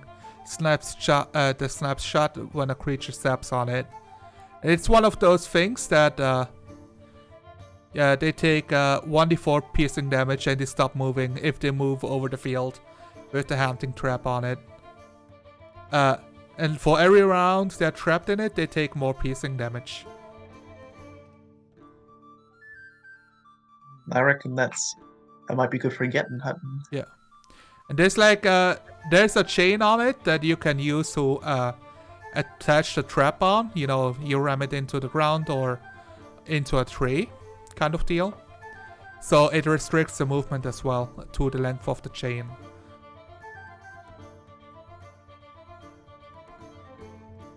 So like it's like he's stuck on where the trap is basically until the creature can take the trap off. All right. Motlet, how much are you willing to spend on this fine piece of machinery? I can buy it by myself, but I don't want to hold it and use it by myself. I'm happy to set the trap. Okay. Damn, son, you got some big coins on you. Yeah. I didn't recognize you as one of the local hunters. You must be new. Yeah. Name's Jeremiah, my big game hunter. Okay, so All right. was it 6 golds? 6 gold, please. Okay, Thank you.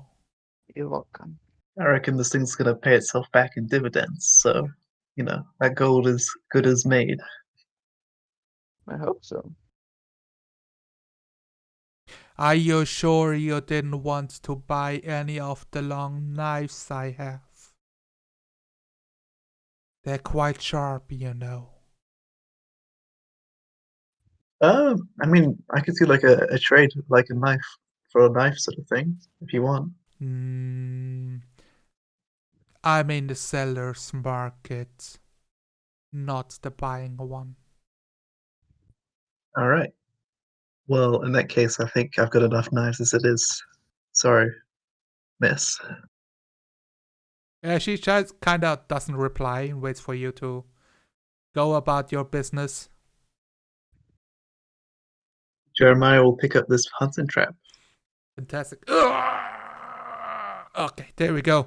You got it. Do you know how to drag in an object onto your character sheet? The I reckon I do. compendium hunting trap, and you can drag it onto your character sheet, and it adds the 25-pound weight automatically. The weight doesn't really matter, but maybe at some point your character sheet will tell you like, you're full. Stop carrying stuff. I'm not full just yet. I'm not as weak as I appear to be. Fantastic. All right. As you guys go outside, there is a woman that appears to be like catching your attention. And this Sally, is you've grown. Who's Sally? I'm just kidding around. A bundled up figure walks briskly up to you. Well met. You lot seem like you're looking for work or trouble. You wouldn't be standing around in this cold otherwise. You recognize this person to be, to have like, they have, so they're also bundled up, like in heavy clothes. But you would be able to read from her looks that she appears to be like more of a learned individual with quite like a thin frame. It's hard to tell, but her skin is very smooth and what's the word? She doesn't look like a hard worker or a hardy folk like most of the people here. Maybe an elf, but that's hard to tell with like the big fur hats on to protect from the winter. What My seems to name be the is problem, man? my name is Danica, and I'm a scholar, and I've been looking to find some creatures. You know, I've been looking into improving the weather situations of Icewind Dale, and I believe that some elemental creatures known as Chwingas might know the answer. I've been looking for them, but I cannot find them. I could be using your help, though. You wanted to find us some chewing grass? What? Chwingas, yes. Actually, Chewinga. there is a pronunciation guide, so let me look it up how it's pronounced. Like a chihuahua, but for a chicken.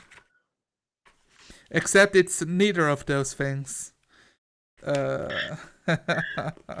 just a simple-minded hothead, so I don't really know. Chowinga, yes. Ah, yes. It's like an elemental spirit of sorts. Some Chewingas are known to inhabit 10 towns and have some ability to alter their natural surroundings. I think I can learn a lot by studying one up close.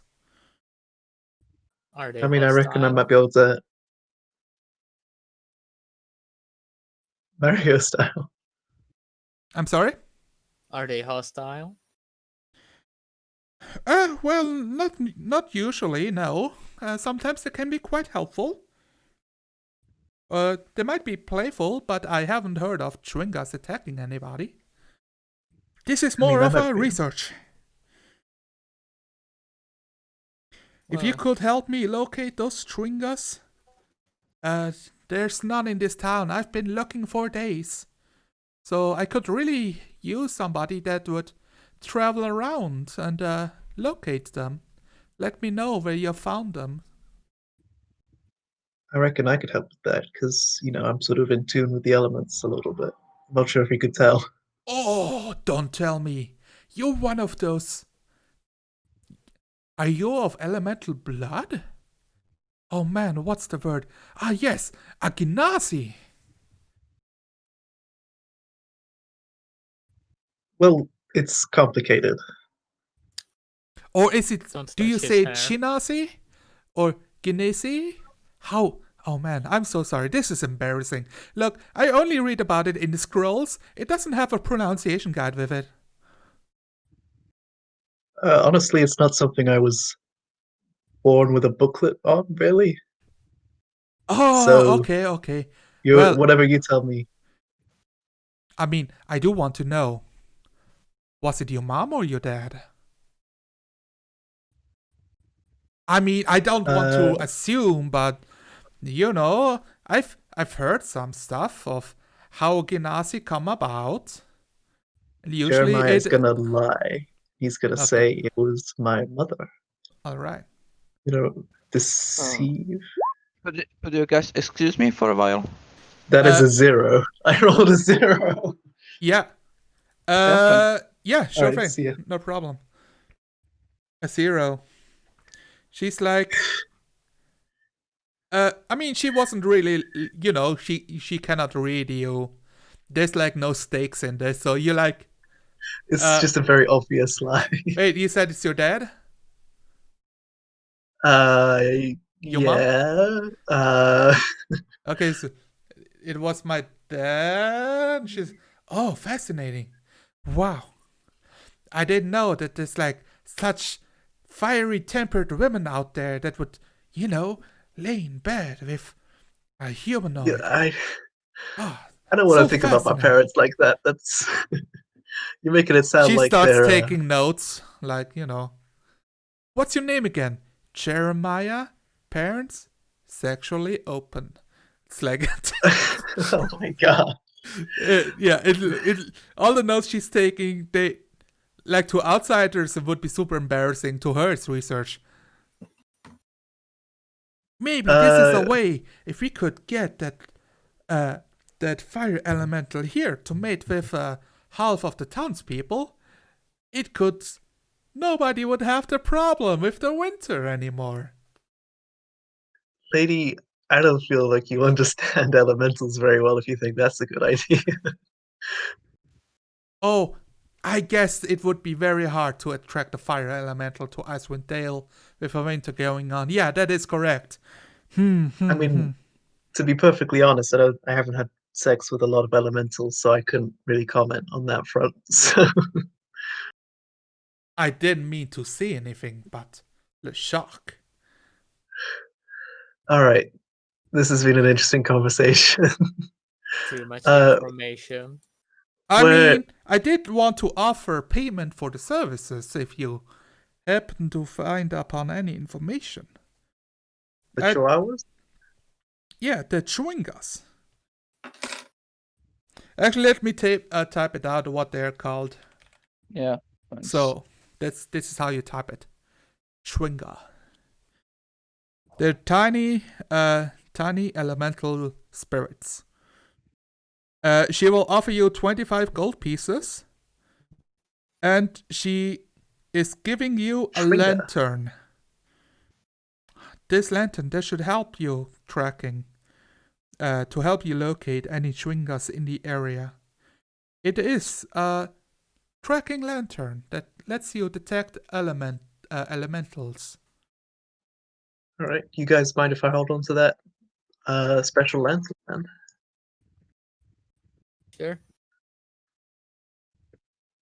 Where should we look for you if we happen to find some of these elementals?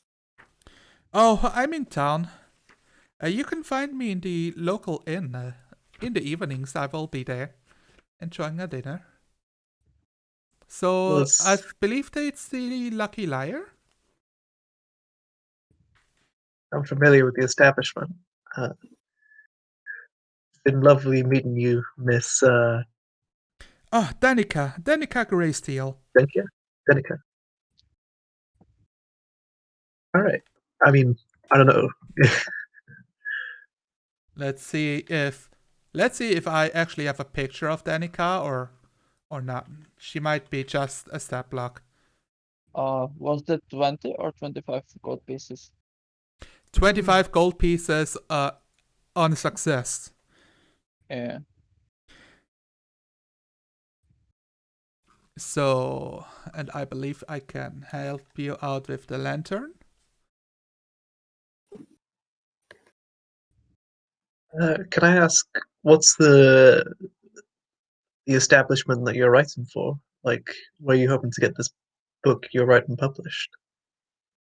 Oh, I mean, I do intend on the research, but it's mostly for practical nature. The winter has been terrorizing this town for so long. I've been hoping that the Chewingas might, they are able to influence the weather conditions. If I could find out how they do it, maybe I could gain their assistance in bringing the summer back. I mean, word of the wise is elements are particularly difficult to control, if I remember rightly. I don't mean to control nothing, but maybe it's a clue of how I could use their techniques and maybe create something or find find a use to cast a spell. It does sound like something weird's been going on with the winters, like a 2-year-long winter. Is that normal? Oh, normal. Normal. It is definitely not. It is for sure. People, townsfolk around here, they try to appease the goddess of this place, Auril, the Frostmaiden.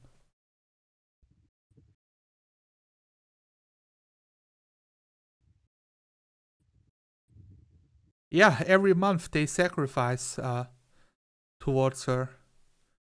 They sacrifice warmth, food, and in the big towns, even people. Oh dear, that's not good. Oh yeah, townsfolk have been becoming desperate. The first winter around, where summer should have been, people got really, really concerned. But now that it's happening again this summer, yeah, ever since where spring should be, they have implemented the ways to appease her spirits. Well, sounds to me like something went wrong. Indeed. But maybe with the power of Tringas, I can solve Icewind Deal's problems. So here is the lantern itself. I'm just going to show it to you. So it should be in your should be in your journals. So magical items, there's like a place with magic items listed, and when it's on your character sheet, it will pop up for you. The hooded lantern. It burns for 6 hours on 1 pint of oil. Thank you kindly. This is actually quite a fancy lantern. It is. Be sure to return it, of course, after research is complete, I guess, if we find the Tringas. Yeah. Right. So let me see what this, if this book's if this quest is anything else for you. Yeah, she's been all over town, didn't find any. So yeah, if you could like check in each of the towns and look around if you happen to find any Tringas. Do you reckon there might be any in the forest? If they're spirits of nature? They are elusive elementals. It's hard to say. I mean, they're friendly. They have no qualms about living among humanoids, but they're also very, like, you wouldn't know unless you would try to find them.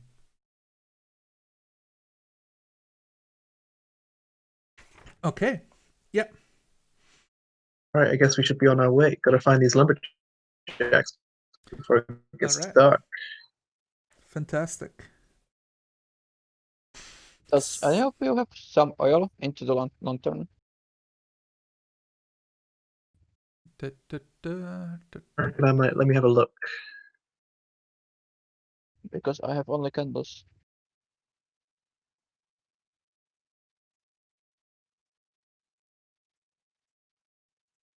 To be honest, it doesn't look like I do.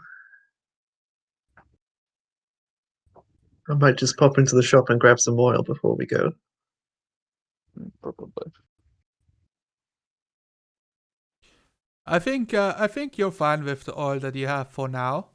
So it lasts for 6 hours, and you can like, I mean, you can if you want, you can like put it away. She will give you an extra like clay flask with more oil in it that you can use to fill up the lantern again. Pretty kind of you, yes. Okay, so you can If you type in oil, you find the item called oil and just drag it onto your character shade. Yep, I've got it on my sheet. Fantastic. You can also throw it at people and put them on fire.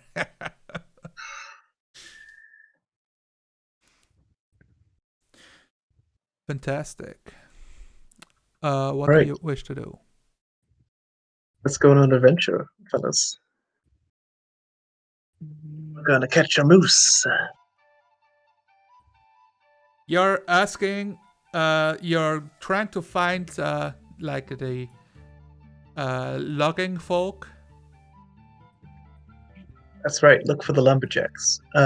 Valerian, you said you did work for the lumberjacks. So, do you know where Yeah. they sort of hang out? I don't know. Do Eisenhower? I suppose I would. You would know like their last location where they are currently lumberjacking at. Yeah, it's a ways into the forest. It would take like from where you are right now, it would take up to 30 minutes to get there. I'm gonna take a lead then. Okay. This way. Yeah. So, yeah, you're starting the journey. You have cold weather clothing with you. Imagine thick furs or like a big mantle. Fur-rimmed boots as well that keep your feet warm and the snow out. It keeps you protected from the weather, although the icy winds can still like get underneath your skin. Everything is fine though, as long as you don't get wet. When you get wet, it's where the real problem starts. Yeah, you reach a logging camp where they have what they have is a cart that has a couple of logs on it and like a big tree that is being chopped up into smaller bits to be carried up on the cart itself. In front of the cart, so the cart is built like a sled, and in front of it is an axe beak, an animal with a beak shaped like an axe. I think I do have a picture of that as well, so let me see. Fantastic. This is what they look like. It's a winter version of such a creature that has both fur and feathers. And looks awesome. And how does it taste? I mean, it's you don't know yet, right? Oh. Because over here, they are domestic animals used for pulling sleds and or to ride as well. And yeah, some of the lumberjacks are like, Valerian, I thought it's your free day. But I'm glad that you showed up. Yeah, we're looking for the moose. Oh, the moose. Well, I haven't seen it in 2 weeks, Yeah. say the least. It's a danger for sure. Well, someone's got to do it. Yeah, I guess so. Can you Well, tell good us luck. about? What? I'm just curious. Like, we heard that your lumberjacks got attacked by the moose. Could you tell us what specifically sort of caused it to come out? No idea. It's stalking these woods, alright. It's no good meeting the white moose. It's quite a deadly foe. The last guy who met him, Timmy, yeah, he's a goner. Oh damn, poor Vinny. Yeah, poor Timmy.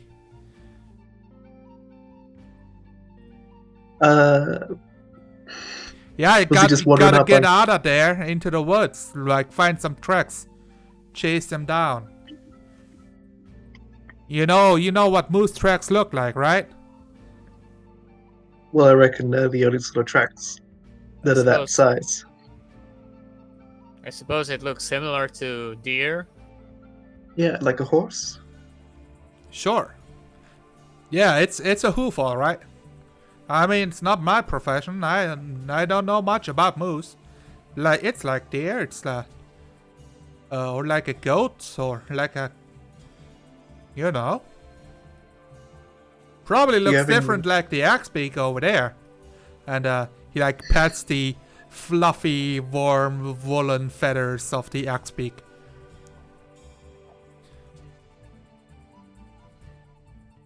All right. I reckon we might as well get straight into it, unless you can give us any quick pointers. Do you know any good like clearings to like set up a trap or anything in the forest? I mean, not at this moment. I don't think I can give you any Fair enough. pointers. You just kind of have to get out of there, you know. Anything beyond this camp is back covered by the wilderness again.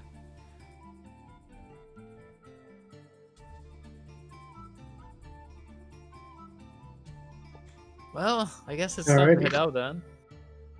All right, you guys Let's go. didn't buy a map, didn't you? Did you want a map? Did you want a map of Icewind Dale? I would love a map. How much does it cost? Is the question.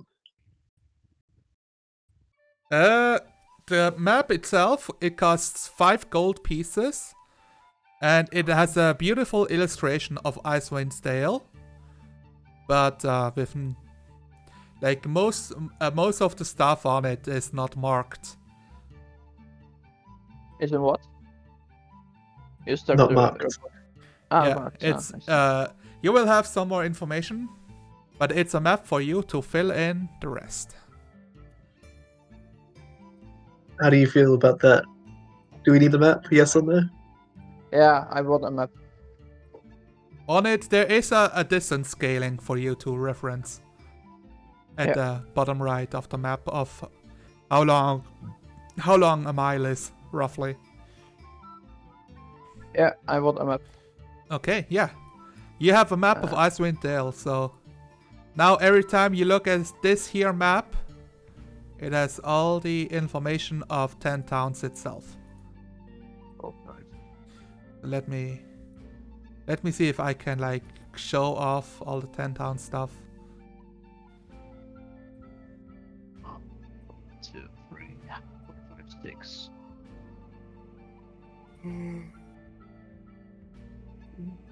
4, 6, 8, 10. Bremen. Isn't that city in Germany? Yes, it's the city where Unicorn. She lives like next to that city.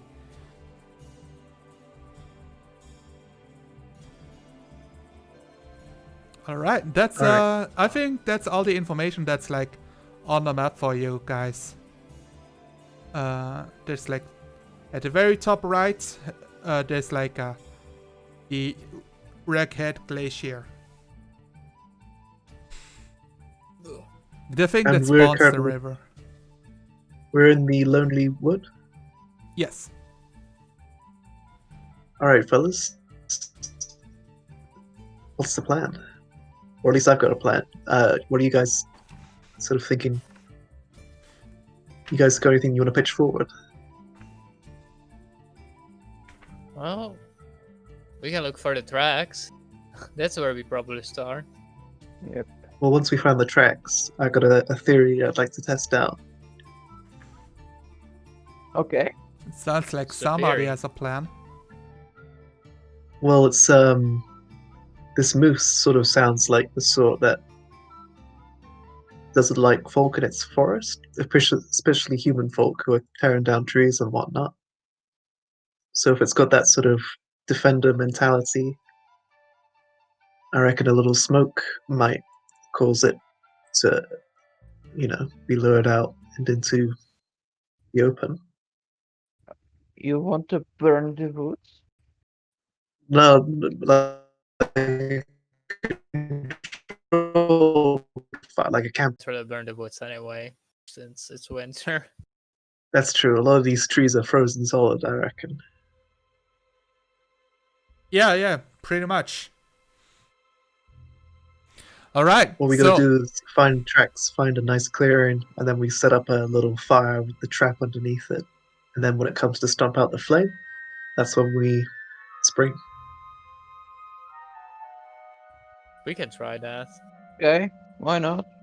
It's the old flaming dog poo trick that my old papa taught me.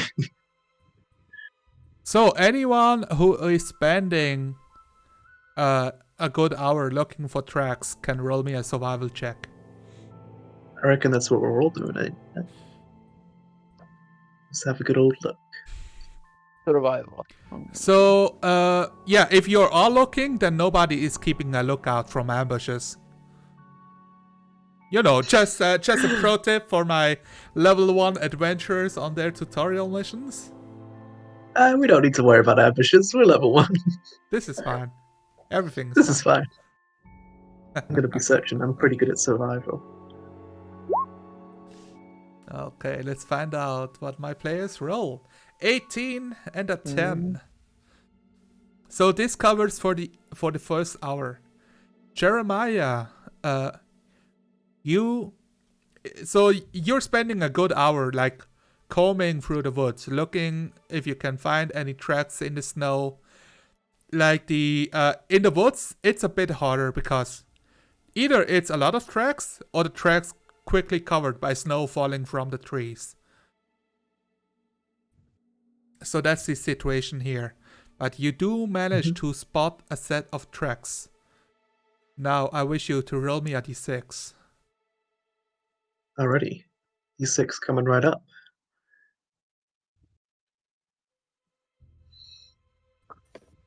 That ain't a high number, but Yes, nice. Okay, that's a 1. hopefully that's how far away it is. Pussy. Da, da, da, da. We are pretty lucky on the ones. I rolled a few ones this session. Yeah. It's a good or first. So this you rolled a 1. Let's see. You start following the moose tracks. I'm going to test something. Okay, yeah, this works. I'm just rolling some dice over here for that the stream can see. Do not worry about my dice. Alright. That's certainly a number. Concerned. You start following the tracks. An hour passes. A second hour passes. Fluffy, I want you to roll me a 1d20 for me. You're 3 hours into the journey. It's gonna be 20. No. Oh. That's a 16. It is. Is the lantern off or do you have it on right now? When you went into the woods? I think Jeremiah put it on because he was sort of thinking that there might be spirits in the forest. Okay.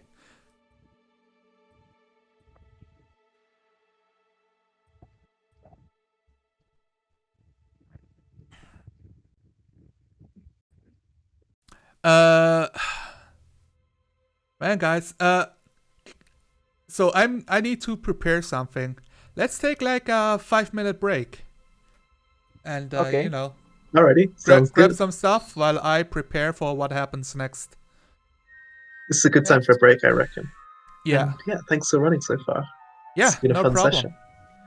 Let's switch to the to the start screen. The Icewind Tale. We will be back in a couple of minutes. I don't have a break screen set up, but imagine it's a break. I'm gonna switch off my camera, but I'll turn it back on when I'm back.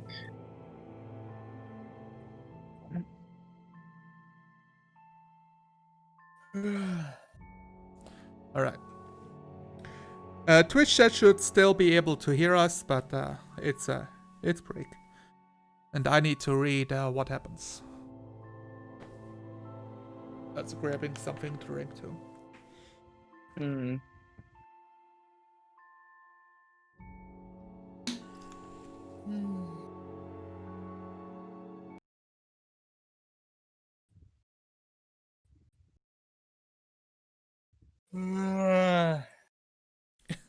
Tired? Well, yes and no. Fantastic.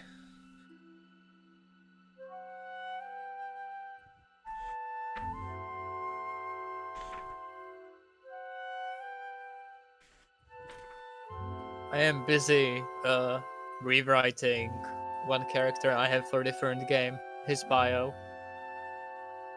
And well, it's not easy. Yeah.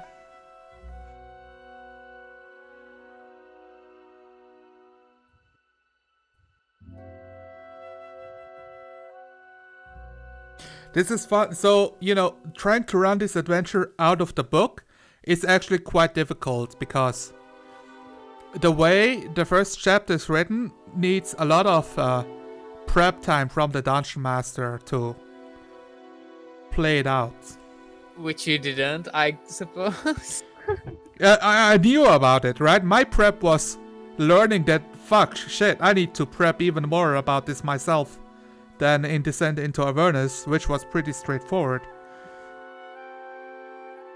And then you didn't. I did prep, but I also slept more than I prepped. I took like an hour nap too, like in the afternoon, because I was just so exhausted.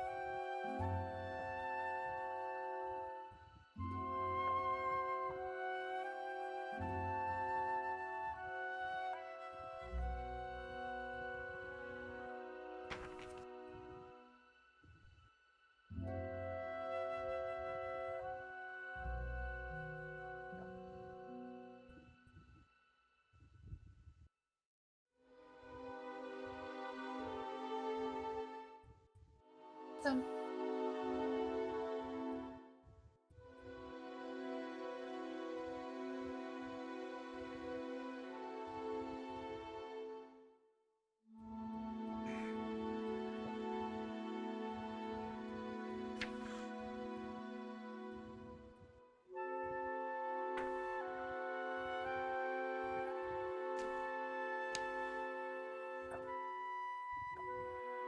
Hello.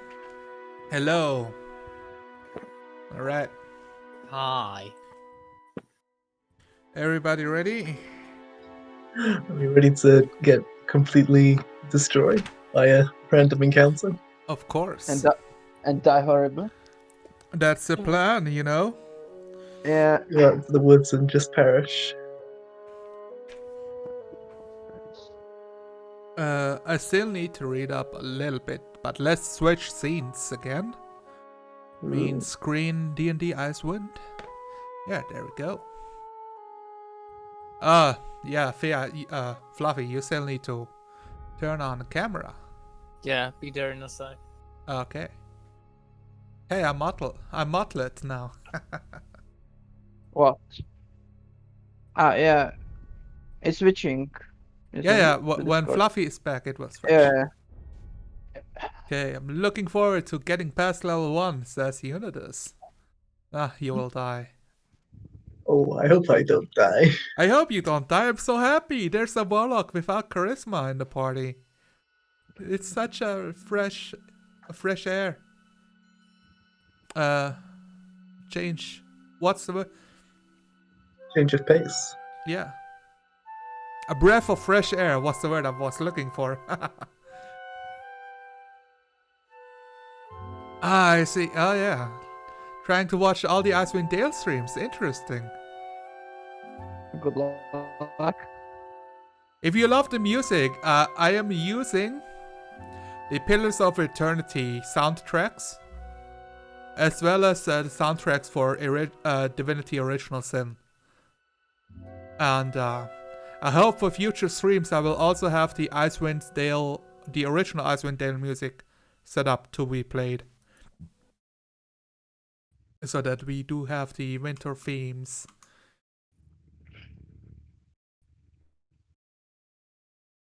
Alright. Let's see. I might have Icewind Dale set up already, but I need to check. No, I don't.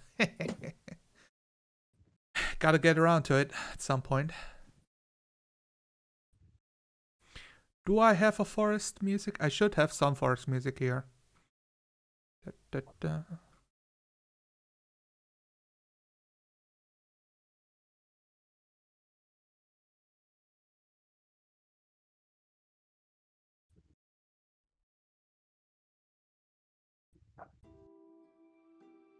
Yeah, this works for me.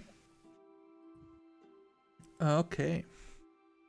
Yeah, so you're following the markings on the floor. We rolled some dice, and we are now finding out what happens. Which means I'm going to make a roll. Double checking. Is this roll always whisper rolls? Okay, yeah. So I should be able to click the button and you guys don't see anything. Let's find out.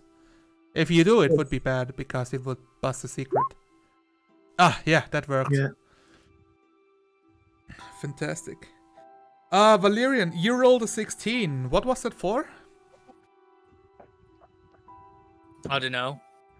You didn't tell me. I assumed it was for perception. Oh, did I ask you to roll something? Oh, yes, I did. Yeah. Yeah, that's right. Yeah, the 16 was to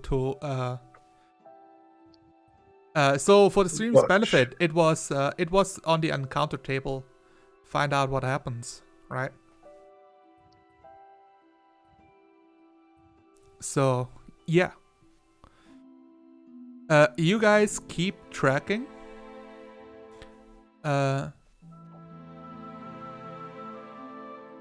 But you hear like some shuffling in the snow itself. like around you, beneath the stomping of your foots. And who of you has the highest passive perception, guys?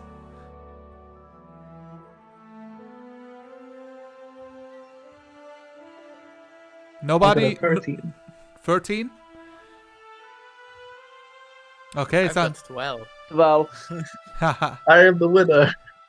Jeremiah, you see what appears to be the tail end, like pretty much the tail of an Arctic fox, as it like jumps behind a tree, out of your vision. Well, that doesn't seem that scary. It's just a fox. They're like cat-sized, I assume. Yeah, it's a normal-sized fox, you know. Hey guys, is it like lucky to chase foxes around here? I heard that was a thing.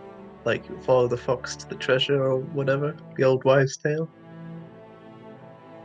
I've never heard of that. Me neither. But we can try it. I don't know. I was. We should probably stick with the track. Honestly. Probably I reckon super that's smart. tasty as well. I mean, we have been going for 3 hours. Are you guys starting to get a little hungry? You guys brought rations, I hope? We are not I dead. already ate. Right. And I reckon fox meat isn't super tasty. They're sort of carnivorous. I'm happy to let the fox go. Maybe just give it a nod and a wave as it goes by. All right. I mean, yeah, you don't see really the fox. You just saw the tail as it disappeared. As you guys look back onto the tracks, you see something else. Like, let me find. You see a white moose. You will be see well lucky. the Arctic fox that you've seen before, and onto it is a little blue creature holding onto a tuft of its fur, with a head that looks like a white stone, with a weird rune inscribed on it, turning its head towards you, Jeremiah. I look to my lantern. Oh yeah, its flame is shining green. Fellas, I reckon this is a little out of the ordinary. Can I speak in primordial to this creature? You can certainly try. I'm going to try in the Formate dialects, or an Ignan, etc. So, about primordial, right? So you speak the dialect of the elemental flame that you're from. Ignan. Okay, yeah. If it's Ignan, then it's Ignan. But all of the 4 dialects can understand each other. It's like a different way of saying something. Oh, it's like accents, I get you. Yes. So it will work. I'll just say howdy there. And I'm going to look up if it can speak. Yeah, it's blinking at you. And you speak. And it's looking... it's like raising its hand shyly, like a child. You know, it's like giving a small wave. Jeremiah is gonna sort of like get crouched down to appear non-threatening and like wave back. Yeah, it's like 20 feet, like on top of a like snowy like hill where the tracks go beyond, back down again. A subtle change in elevation, but yeah. Yeah, it comes like 5 feet closer as you crouch down, and like the fox is like stopping and like low to the ground, like looking intensely in your direction as it's holding onto the fur. Its curiosity is being piqued. I reckon this might be a Shringer. So yeah, this creature is smaller than the fox for sure. Like it's using it as mount. Oh, okay. Interesting. The fox is small, the Schwinger is tiny. If we are talking in size ranges, so it's the size of a doll. Oh, I've just seen the picture. Oh, it is a Schwinger. Ain't that fancy? It does say Schwinger on it, right? Yeah. Yeah, it just says it on the front. Interesting. I'm gonna I'm pull out gonna- the Cherokee out of my backpack, kneel on the ground, and reach my hand towards the fox. All right. Yeah.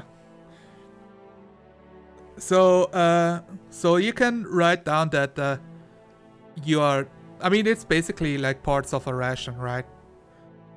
Yeah. Yeah. Yeah. You hold it out. Give me an animal handling check.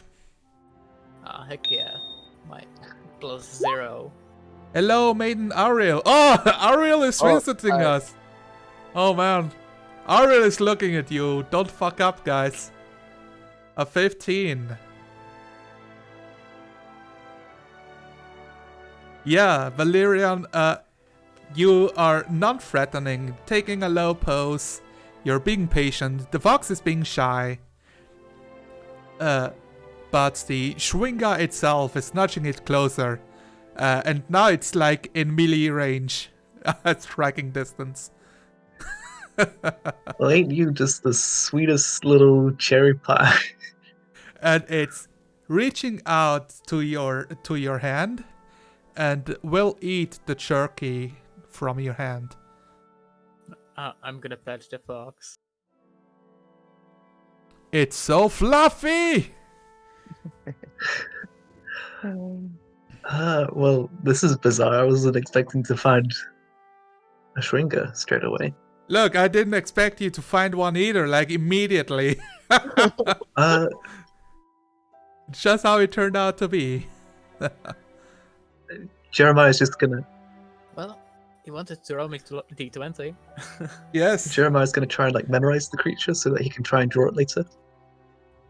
Yeah.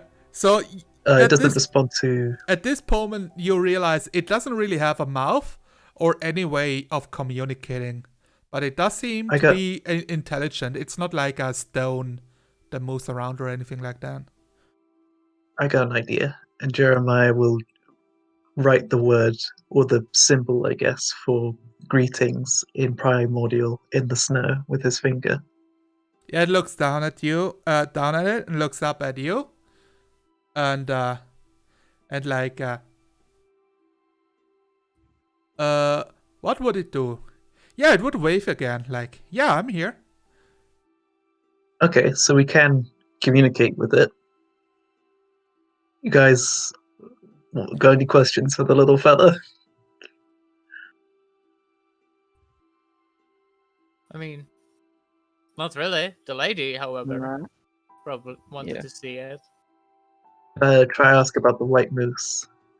It I'm gonna looks- do the sim. Go ahead. I'm just gonna write the symbol for white and the symbol for moose, whatever that is, in primordial. Yeah, you're like, man, I've never spelled moose before in Primordial. Which, like, which rune was it again? It's like, yeah. Yeah, it's going to look down at the tracks. And it's like putting his hands on its head. And putting the fingers outside. Okay, we nod. And then it looks at the tracks again. And looks at you. Looks at the tracks again. Then shakes his head. Huh. What did you ask him? I just said white moose. Why don't I you reckon. roll me a persuasion check? Which one of us? You're communicating, Jeremiah.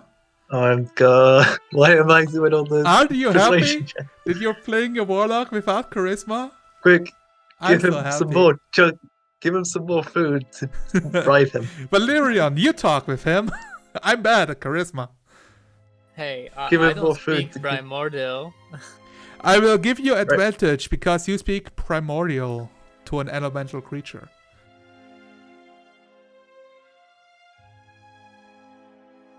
This Shringa Alright, is I'll do it. friendly towards you. That's a 17. All right. Yeah, I mean, kind of like this little fella. This is where it guys- runs off. It pops around the corner and it's gone. And you're like, wait, where did it go?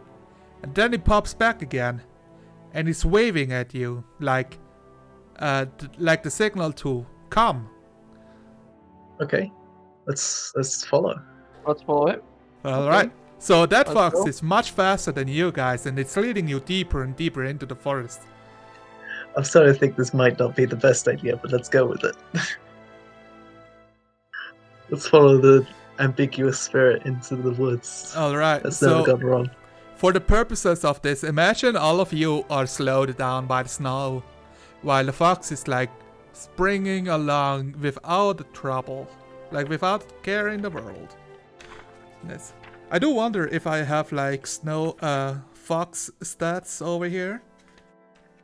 There may be some rules about traveling through the snow, but I don't have them off the top of my head. Should have get Difficult terrain. snowshoes as well. You Did just double movement for snow. Yeah, there are snowshoes purchasable in the game. You just didn't find any yet. Not in Lonelywood. Alright, so I'm going to roll a 1d4. Oh man, like you guys travel for a while. Like you start following him, and after a few minutes you realize, he's not stopping. Oh man, we have to keep going. How long are we going? So you are going for another 3 minutes.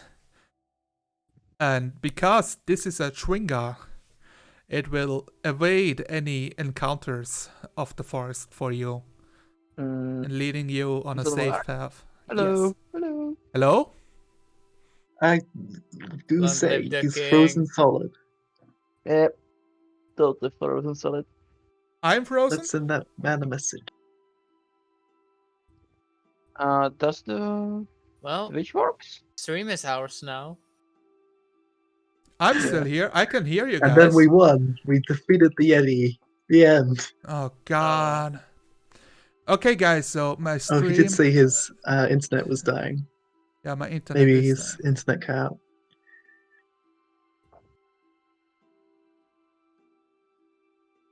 To push our stats to 18s everywhere. Well, I mean, this makes sense in the fiction. We got 3 minutes of following the Shringa. What do you guys want to do while we're following the Shringa?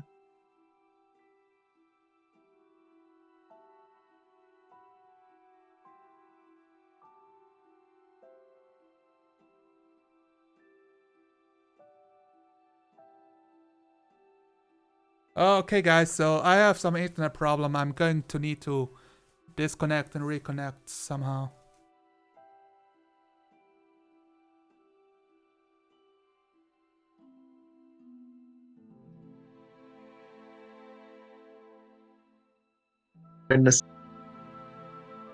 Trust the Hello. scientist. Welcome back. Am Hello I there. back? Can you guys hear me? Yes. Yep. Yes. Yeah, for some reason my stream completely crapped out and I don't know why. It was the Shringa playing tricks. Yep. So, okay, I'm stopping and restarting the stream. We should be back. And for the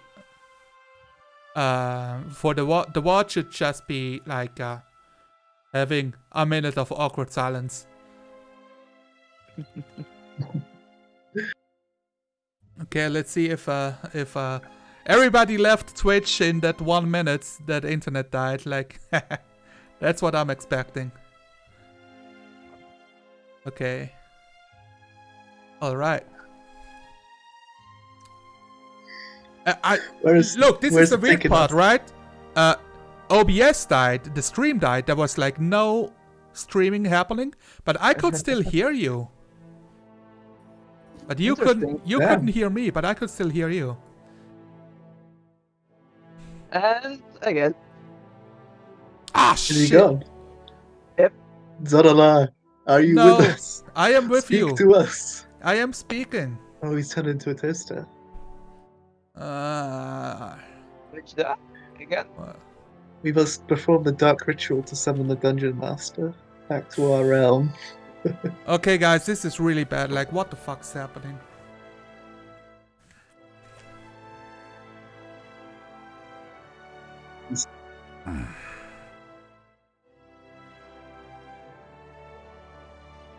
Okay, guys, so for the stream, I'm sorry, it's going to take a minute or two, maybe.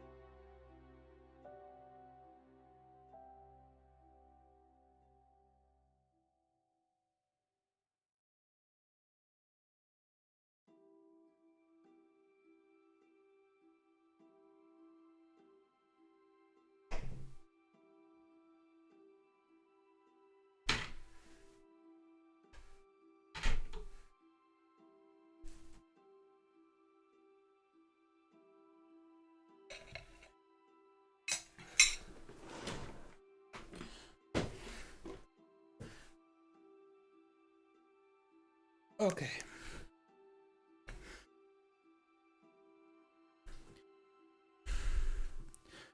Stopping streaming again.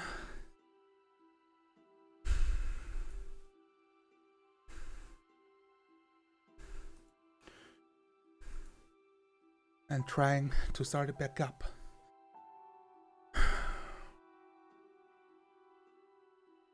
This is really bad, guys. I could stop recording, but I don't want to cut together the words. Maybe I will have to.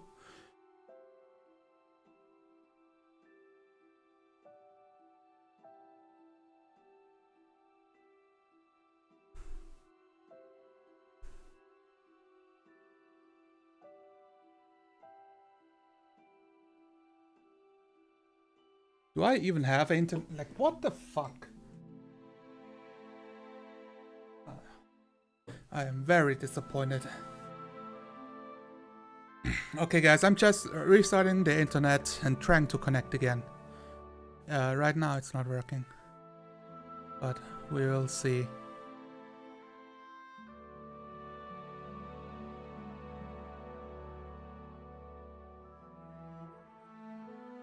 Hey, Zone. Hello. We're back? You are Are you back. We got a zone. Welcome.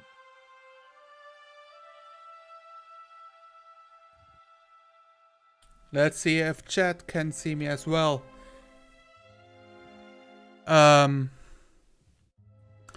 don't know what was the problem. Internet died for no reason.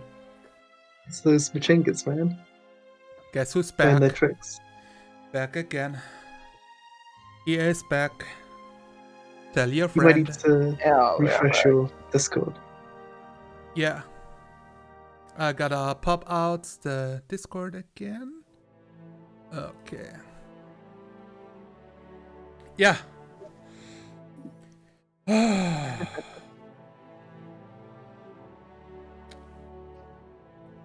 Nothing like technical difficulties to take you out of roleplay. So, you're 6 hours into the journey. The sun. I mean, it's never been at the sky, but it's getting dark outside. I'm sorry, the Twingles led you on the journeys. But while you were traveling, you crossed some ley lines that fucked up the connection. And With the mind stream. yeah, with the mind stream. And you're getting like a feeling like Jeremiah for like an hour. You stopped. Yeah, you like the feeling of being observed has stopped for you. Bizarre. Yeah, I mean, so for the other characters, this is not a joke. Jeremiah usually does feel like he's being watched, and that feeling disappeared for like a good hour. Yeah, I think Jeremiah seems nervous for a little while, but when it comes back, he sort of relaxes again. Yeah.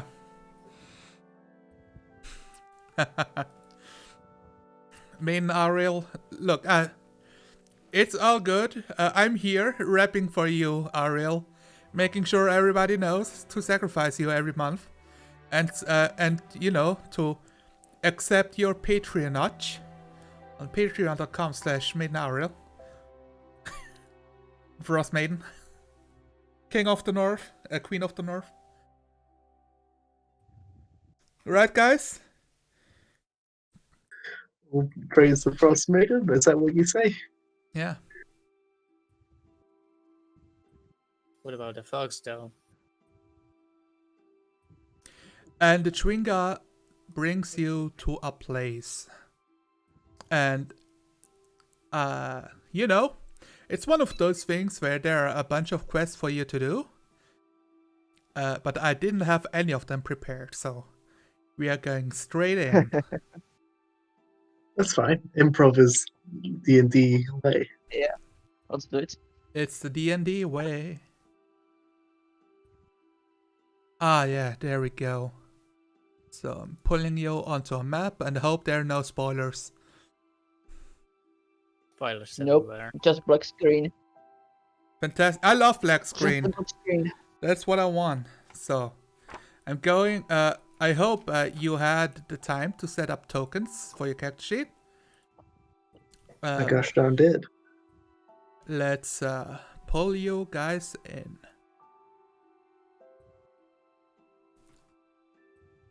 Don't worry about it. I'm going to do it. 1, Okay. 2,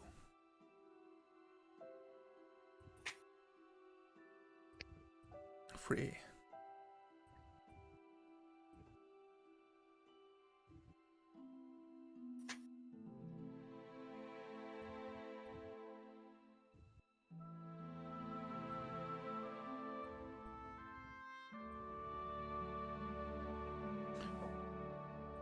And now it's dark outside, so We were walking for that long, huh? It just went dark. yeah. Oh, but we still got this lantern light. Yeah, I'm trying to set it up for you guys.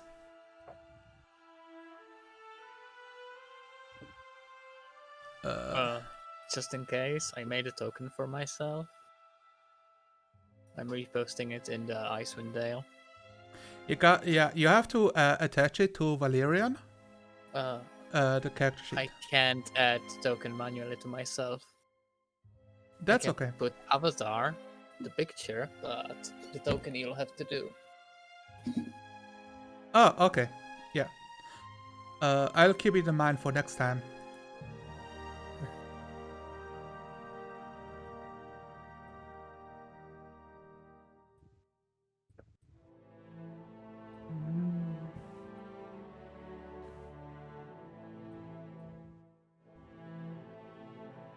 That's weird.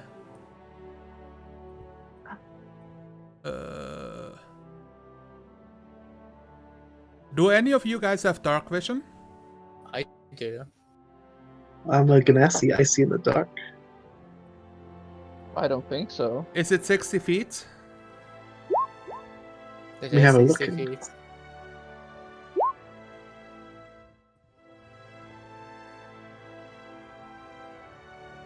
So let me look at the dynamic light.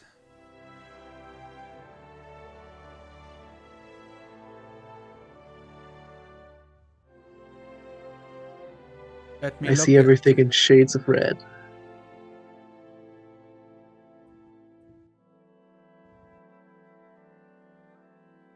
I see only in shades of gray, so wow. Interesting. As long as there are not 50 of them. Yes. Uh, Anything.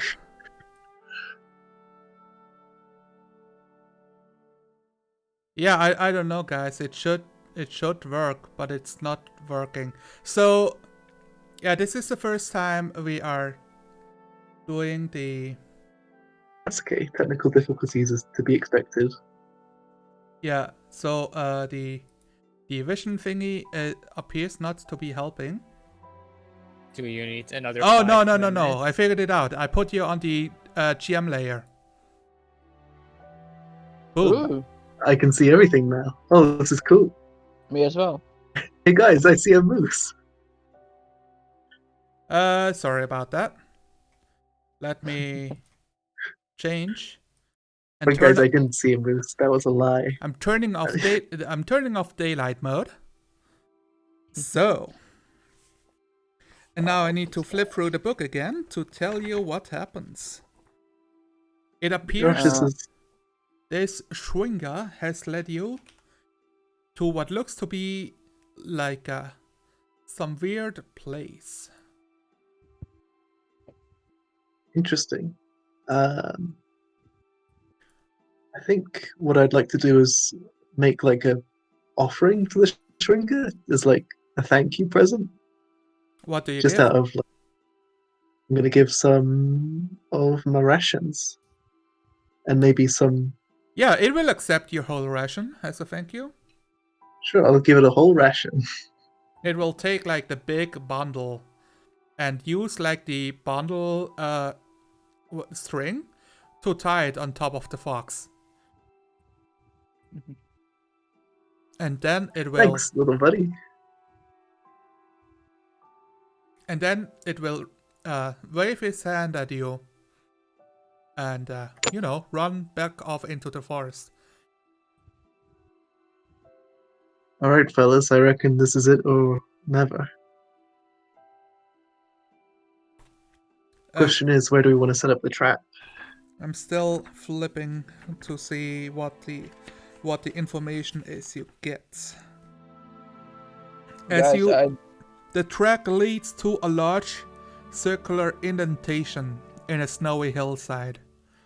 Rising from the middle of the circle is a triangular gnomon of beautiful carved crystal that stands 20 feet tall. A 10-foot high berm hugging the circle's eastern edge has evergreens growing around and atop it, sheltering what looks like a sarcophagus buried under snow and enclosed by a half circle of pale blue crystal pillars. North of the berm is a delicately carved gazebo made of marble, and south of it is a row of outward-facing white marble statues atop granite pillars. So the statues are like those. You might be able to see one of them. Fellas, I reckon we might be walking on holy ground. I can also see something to the south of us directly. And this thing over here is a marble gazebo being referenced. Yep, I got that. And that one is this, what you assume to be a sarcophagus.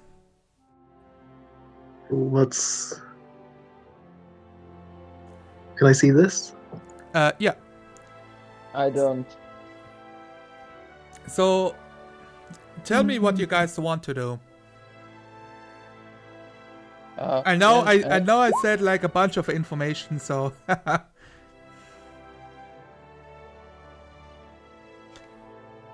I think I shouldn't see so much. I don't have any vision. Any dark vision. I should have my lantern, so you should be able to see Yeah. my Uh, light source. The only thing you see is what the lantern emits from Jeremiah. Okay. Could you fix my vision?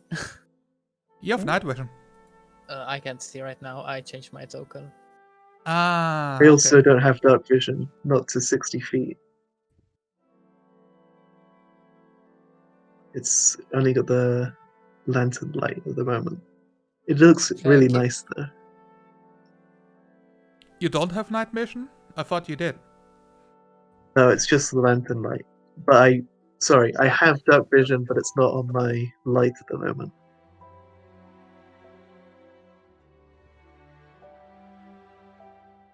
Did Thank you very this help? much. Yes, I can see a lot more clearly now. Okay. Fantastic. Oh. So, what do you wish to do? Did you want to like look at the statues that appear to be on pillars, or like approach the gazebo? Like, what are you doing? Is this there? This thing. Those appear to be stairs that lead up. Well, I'm gonna grab my trident and start walking up the stairs. Okay. All right, I'm going to I reckon follow. I'll stick right behind you. Going up the stairs, you get a much better view of those statues. 6 elevated white marble statues arranged in a line depict slender robed figures facing northward. The engraving on their faces have been worn away by the wind, but pointed ears make the statues identifiable as elves. The statues What is this themselves, place? so it's like a 10-foot high cylindrical base, and the elves themselves are like they're like 1-to-1 size, so like as big as you guys are. Right, Yeah. but like, do you two know what this place might be? I have no idea. I have This is no clue. I could roll history. I mean, you've traveled from town to town. Maybe you've heard something. You can give me a history check. I rolled a 3. Fantastic. It's a plus 5, so let's find out. All right. I also need to read some more stuff. We can keep exploring while you so read. as you go up here, you can approach over here, guys, if you want to have a better view of what is happening. Atop the eastern berm, a granite sarcophagus rests in a half circle, refined by 5 crystal pillars. Clearing the snow of the lid reveals an engraving of a brazier. You also notice a carving near the top of each pillar. From north to south, these images depict a twig, a pine cone, a flame, a feather, and a humanoid hand. And those are the 5 pillars that is surrounding the sarcophagi, the Yeah. small ones. As Can I you reckon. repeat that? You guys gotta better take notes. So from north to south, the pillars depict. I'm starting with the top one. A twig, then a pine cone, a flame, a feather, and a humanoid hand.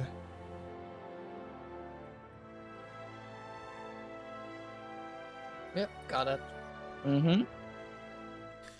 I was not expecting to find this place out of in this woods. This is bizarre. It is. I'm going to describe this thing that you've seen up north that you walked past. In the middle of the gazebo sits an unlit stone brazier. Its bowl 20 inches in diameter. The brazier is full of snow and pine needles that the wind swept away from the gazebo's polished marble floor.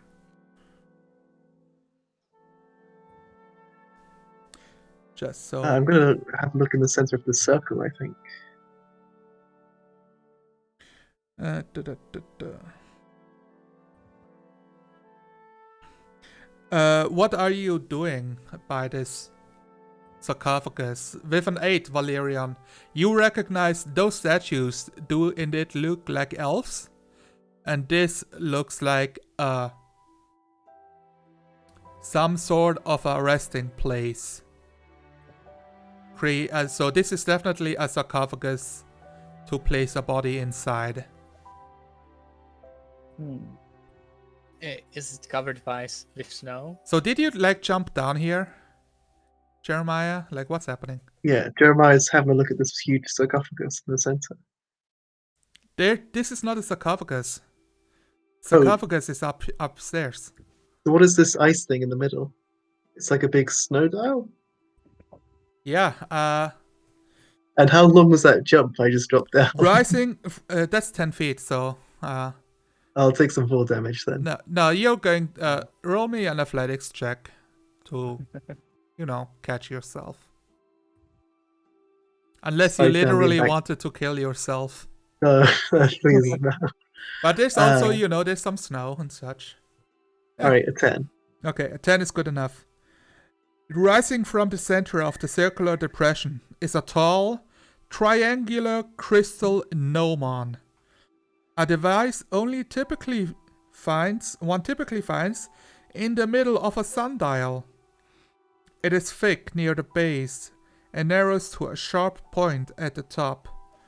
The snow around the gnomon has melted away, revealing a circle of symbols carved into the stone around it. The symbols depict phases of the moon, suggesting that the circular depression is not a sundial, but a moon dial. Something has punched a rough hole in the wall in the northwest edge of the depression, creating a dark opening that leads under the hill. Oh. This is a very interesting place. I'm gonna look for some engravings on the sarcophagus. English. The sarcophagi. Yeah. It's a good idea. See if it's marked. Alright. Let me see. Give me an investigation check. Well, once my sheet shows up, there we go.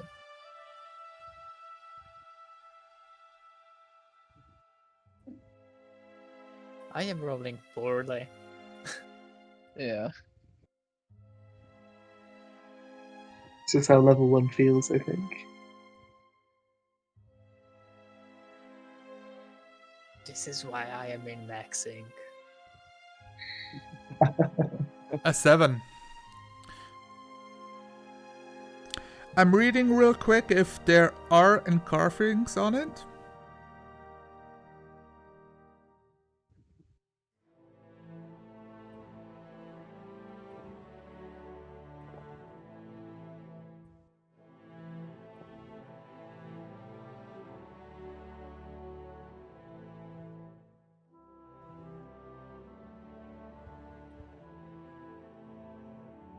Yeah, okay, you check the sarcophagi.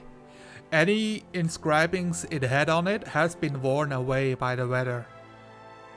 So, yes, you do not find any carvings. Okay. Only like the 5 statues itself. Like there doesn't appear to be like any latches that is holding the stone lid in place. It looks like it's placed on top of it.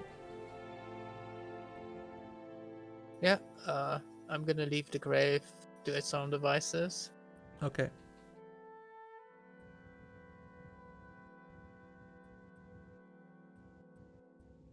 I ain't never seen anything like this before. So, I pointed out this hole over here. What do you guys wish to do? Like, talk to me, or talk to each other. I looked around the corner for this hole, and I can definitely, from this angle, I feel like I saw something, but I don't know if I saw something. Yeah, you know.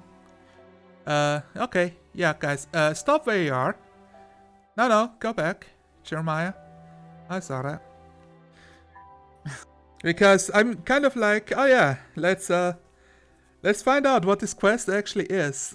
And then like need to read up several things at the same time. I feel like this is a good place to come back during when it's not dark, so we can see everything. Yeah, it would be bad. Da, da, da, da. For yourself, I see perfectly.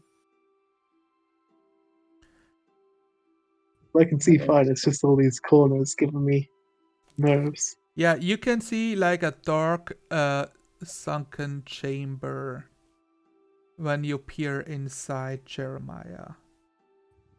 I'm gonna poke my head through. Anyone got any objections to that?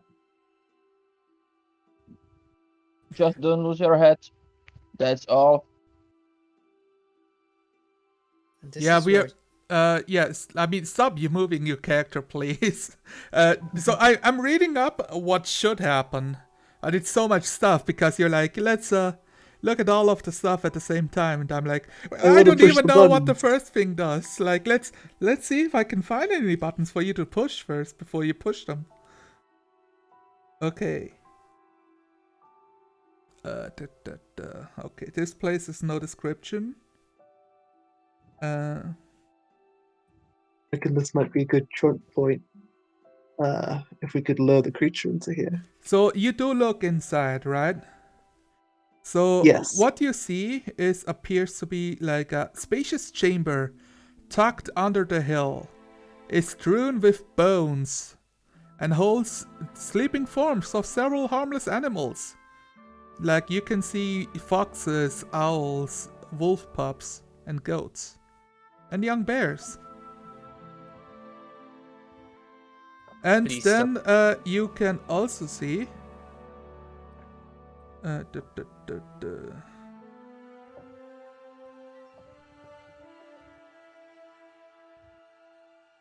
you see this creature. It looks I'm sorry. I need to finish reading the description before I describe it to you guys. That's fine. Take as much time as you need. please stop moving, and Tuna keeps moving. Sorry.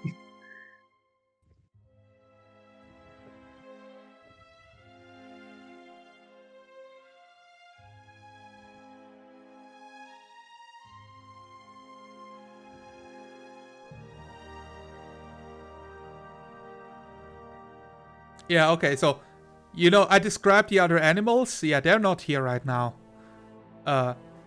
But you do But see they're like all the trapped. bones. Like so there are no sleeping animals here. But you do see like bones of animals.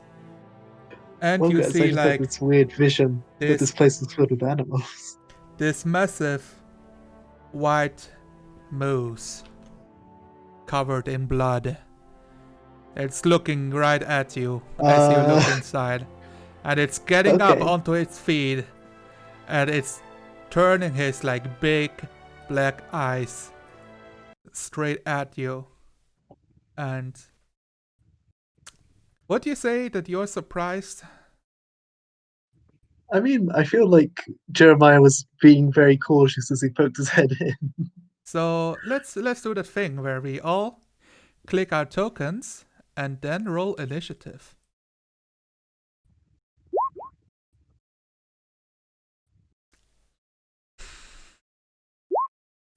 Alright guys, for the viewers on the stream, if you've played Icewind Dale, you might realize that this is written like a horror adventure, and stuff is difficult, especially in the first few levels.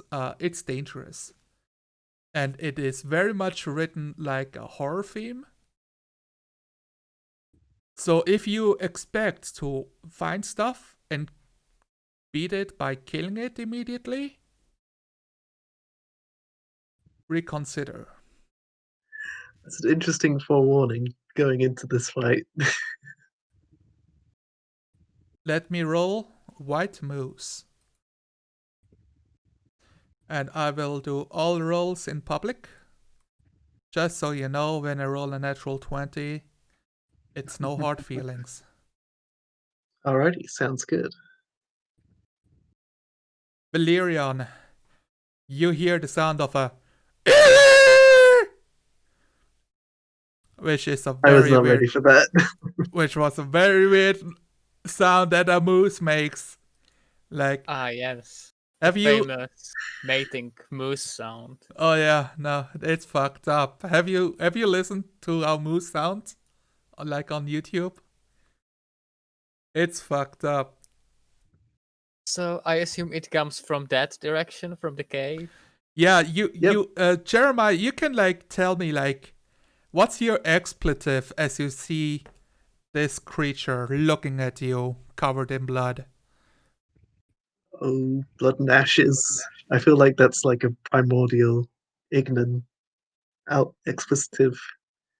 All right, yeah. Jeremiah is cursing, I found the moose, everybody. I did it. Nice. and yeah, this is when Motlet starts combat music. Yes. There we go.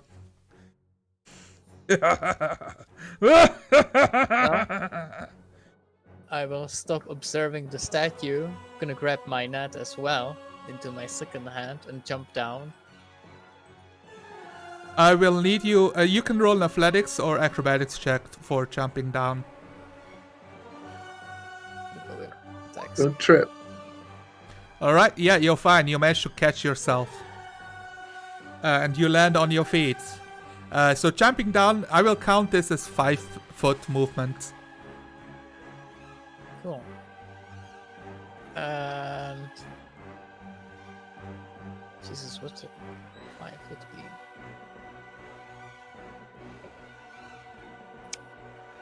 I'm gonna rush up to him. And You see a fucked up moose. yeah, that's one fucked up moose. Stay back, man. Got to, do the thing. And then I'm gonna throw trident at it. You pull out your trident and you throw it, and you miss the moose. So what it looks like is your trident, like it brushes off its antlers as he turns his head, like spinning it aside, and it slams into the wall to the north and clatters onto the floor. I think that we might have needed a warm-up to this warm-up exercise. Your random encounter was a Chwinga. Yeah, but the Chwinga was awesome.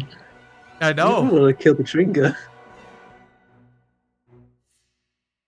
Jeremiah, Alright, before you do Jeremiah. anything, you do realize there's something in your hand. did I look at my hand? Lantern. There's a lantern in your hand. Yeah, it is a white marble stone of the shape of a triangle with a primordial rune on it. And it says Charm of Biting Cold. It wasn't there in your hand before. What? Where did I get this from? In that case, I'm gonna do some magic on my part. The Charm I'm gonna of cast- Biting Cold, you recognize this because so this is like knowledge imparted on you. Okay. But it is a charm that has 3 charges. As a bonus action, you can expend one of the charm's charges to reef your weapon attack with Biting Cold for 1 minute. Until this effect ends, you deal an extra 1d6 cold damage when you hit with a melee or ranged weapon attack. Once all its charges has been expended, the charm vanishes from you. Nice. And you're pretty sure this looks exactly like the shape of the head of the Schwinger. Oh, interesting. Alright. So, on my turn, I'm gonna do first bonus action. Jeremiah's going to cast a spell. He's Alright. gonna. So, Valerian, you see Jeremiah reach into his coat and he sort of lifts up this necklace that he's wearing, and at the end of it is this glass ball that is filled with little white dots, and you realize that it's some sort of snow globe. And he begins to channel a spell, but he doesn't say a magic incantation. He just says, "Thank you to the cult of Skuldgaro for donating," and then magical energy begins to flow from him towards the moose as he casts Hex. What does And Hex this- do? You place a curse on a creature within range. Until the spell ends, I get to deal extra damage to it. Also, I choose one ability when I cast a spell. The target has disadvantage on ability checks made with the chosen ability. I choose strength checks. Fantastic. And then I'm going to use my action to place the bear trap in front of his entrance. Oh, wow, smart. Are you like, let's pull the shit up and put it in between us? That's really good. I am All right. impressed. I'm going to mark it with a little pen, I reckon. You can draw. Valerian, don't step on this, you'll hurt. Then I'm going to move a few feet back.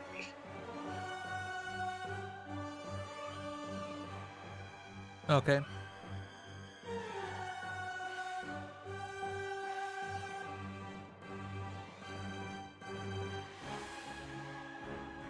If you want, ends you can my place it like in the square in front of you. Unless you wanted it on the other side. I think I want it there just because Okay. I want it to be out in the open. It's the awakened white moose's turn. And I will move the moose. And it is charging right at you. Let's see. Is this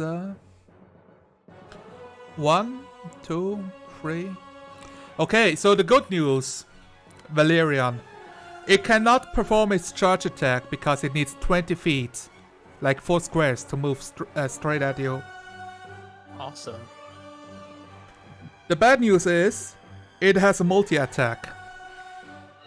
Not awesome.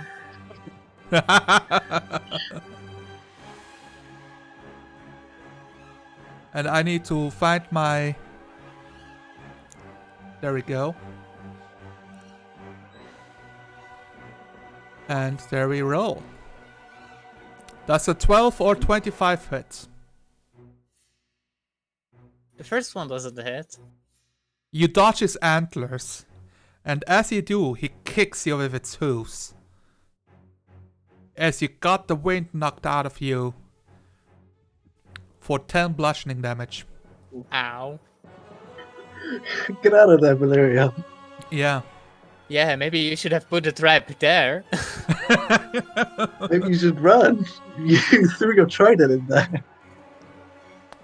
Mottled, Okay. it's your turn.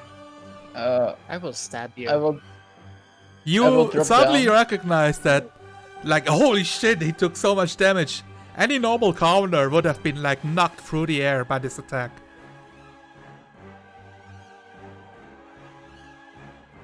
I will drop down. Alright.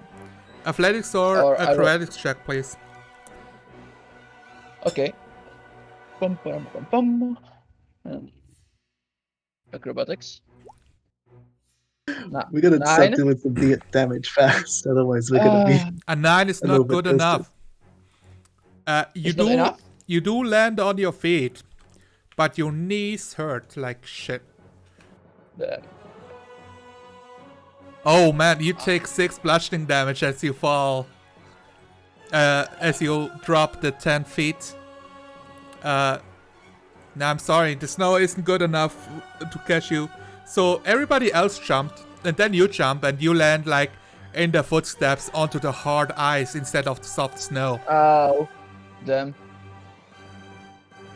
You gotta slide down, man. Don't just jump.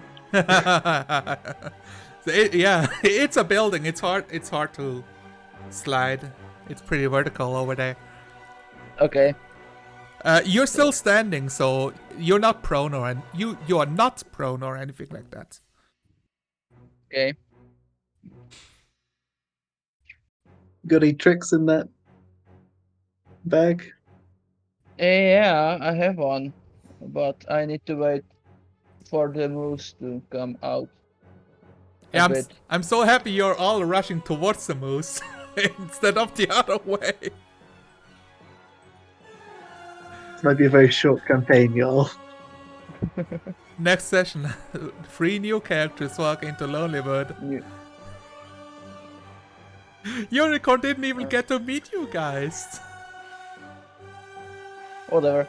I'm gonna use my bonus action to cast Healing Word on me to make some pretty nice,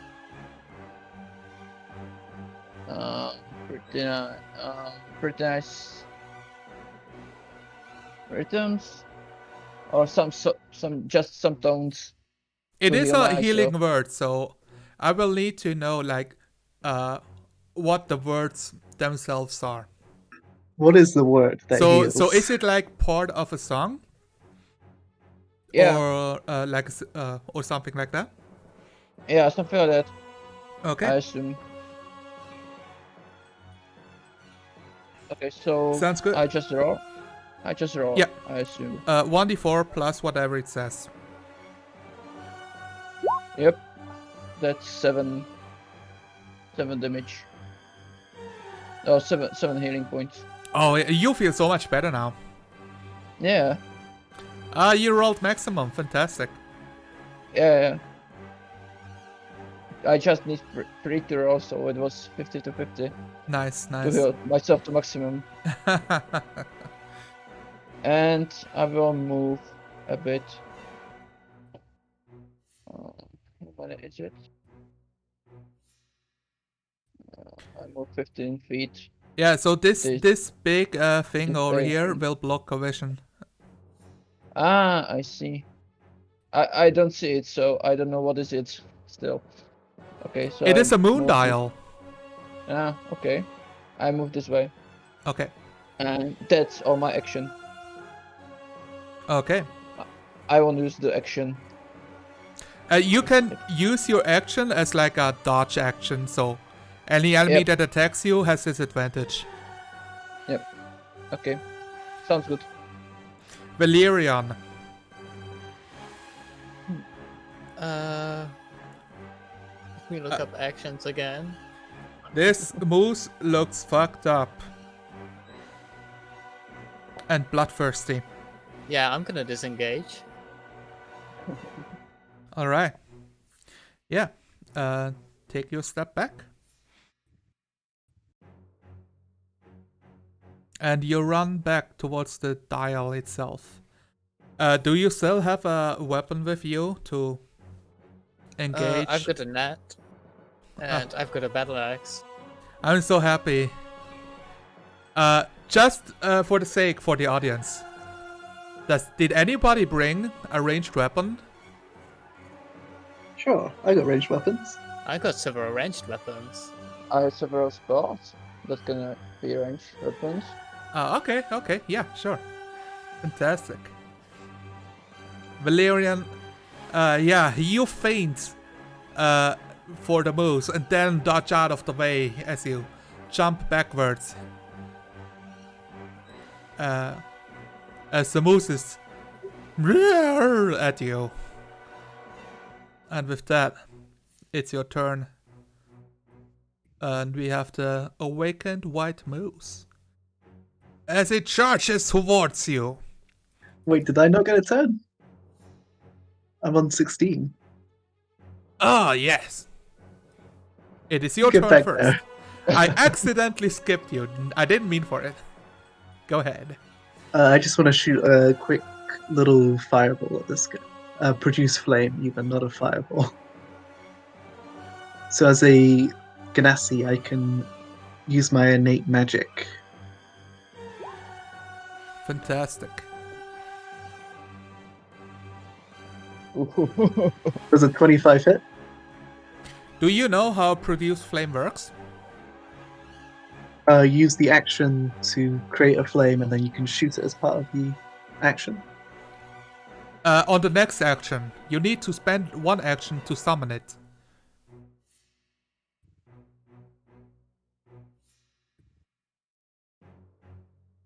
I'm gonna look that up if that's okay, because I remember it being. You can also. So when you cast a spell, or as an action on a later turn, you can hurl the flame at a creature within 30 No, feet it of definitely you. says when you cast a spell, you can hurl the flame, or as an action on a later turn.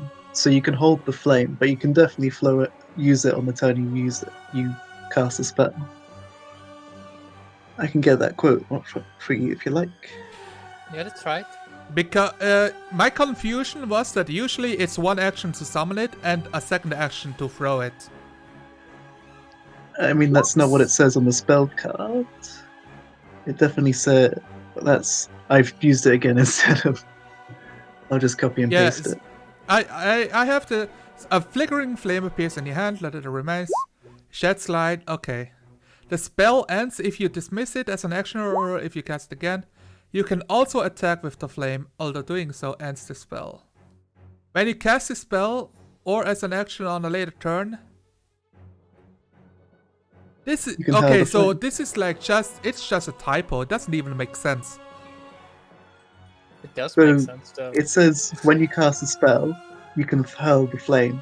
No. The thing in between, when you cast a spell, or as an action on a later turn. What does this even mean?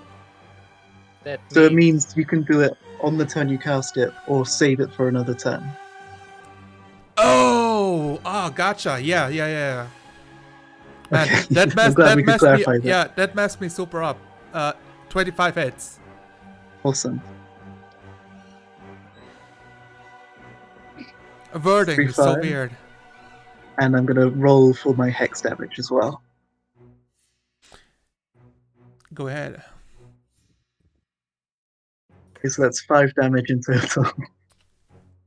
You recognize you did adequate amount of fire damage, but the moose seems to be, what's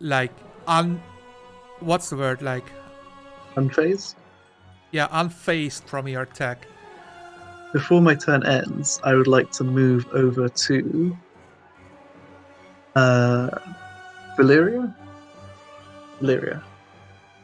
And I'm gonna hold out this frost charm. I'm gonna say, do you know how to use one of these? What does it do? It makes you hit harder with weapons. Sure. Just, activate the charge. Should work fine, and I'll use my object. Yeah, Jeremiah, how it looks like, right? You need to slowly pull it over your weapon. And that's when it starts to glow a bit and covers it in a frosty ice. Alright, I'll use my object interaction to pass it to Valyria. Yeah, it's a free action. So one item that you pick up or hand over and stuff, that's fine. And then I'm gonna move back a bit behind Mott.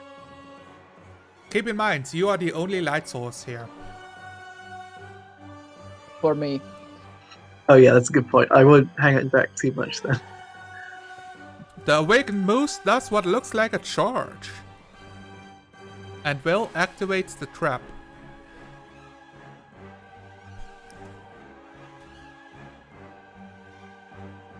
Oh, please work. We'll see. There are so many rules for traps, but only one trap for the players to use. It's a DC 13 dexterity saving throw. The trap is affixed by a heavy chain to an immobile object, such as a tree or spike driven into the ground. So yeah, I think the ground here is clear enough that you can drive a spike in. That was your action last turn or something like that. And it will step onto the trap.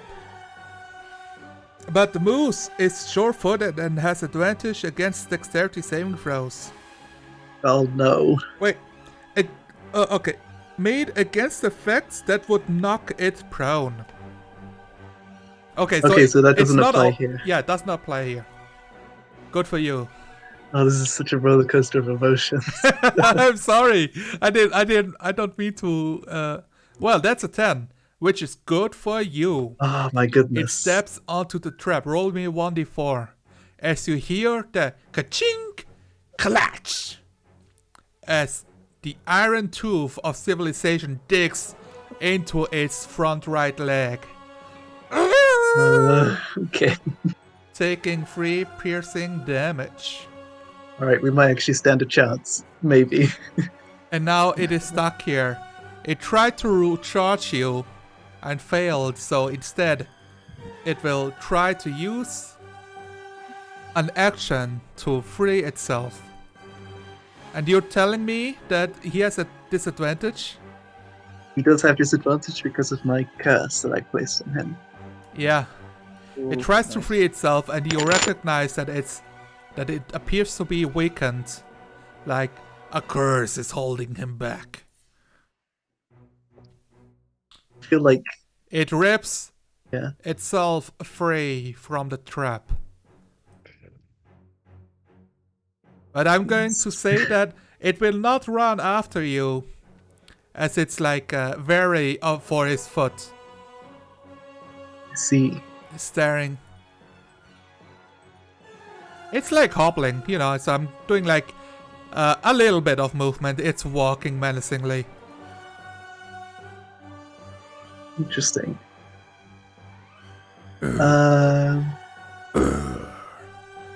Hot air steaming out of its nostrils in this icy cold.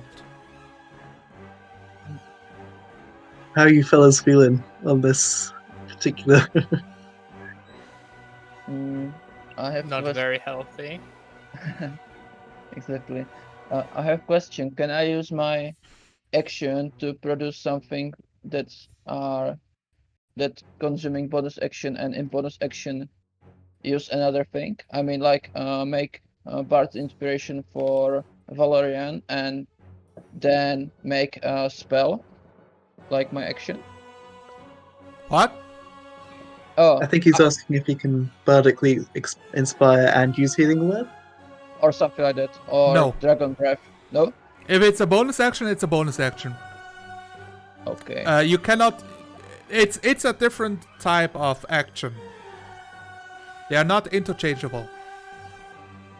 Yeah, I know, but I'm asking if I can use action as second bonus action No, things. No. that's Okay. that's what I mean. It's not interchangeable. Yeah. Okay. Thanks.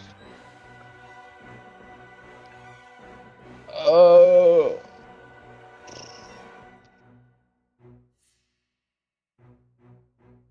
Mm. You feel the icy cold starting to set into your feet as Yeah. As time runs out. time runs out. As Okay. the moon dial clicks to the next phase. I gonna move a little bit forward, and I use my bonus action to use my ice breath on him. How does it look Okay. like? Are you like rearing back your head? Do we see like on your neck the icy No. cold of your breath like collecting? Like neon lights? More like if dragon breath fire, I breath ice, and it goes from somewhere in my body, but you can only see it from the mouth. Okay. Yeah. I mean, yeah, you do have a special organ for that. Yep. And it is like partly magical and partly biological for you. Exactly. So is it like a snow flurry or like an ice blast? More like ice blast, I think. All right. Yeah. Bam, you blast it with ice. Yes. I roll a con check. Yep. That's a success. Oh, god damn it. Okay. Roll 2d6. 36 is still good. Yep.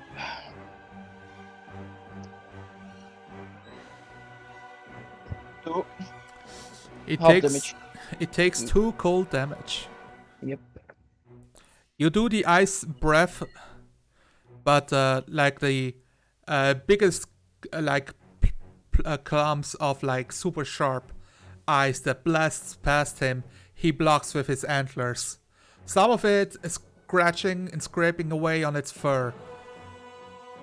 But that's it. And I have action. Okay. Yes. I just used my movement to move back where I was, and that's it. I wait with my action to dodging. Okay, you use your dodge as an action. Valerian. Well, first I'm gonna use Second Wind.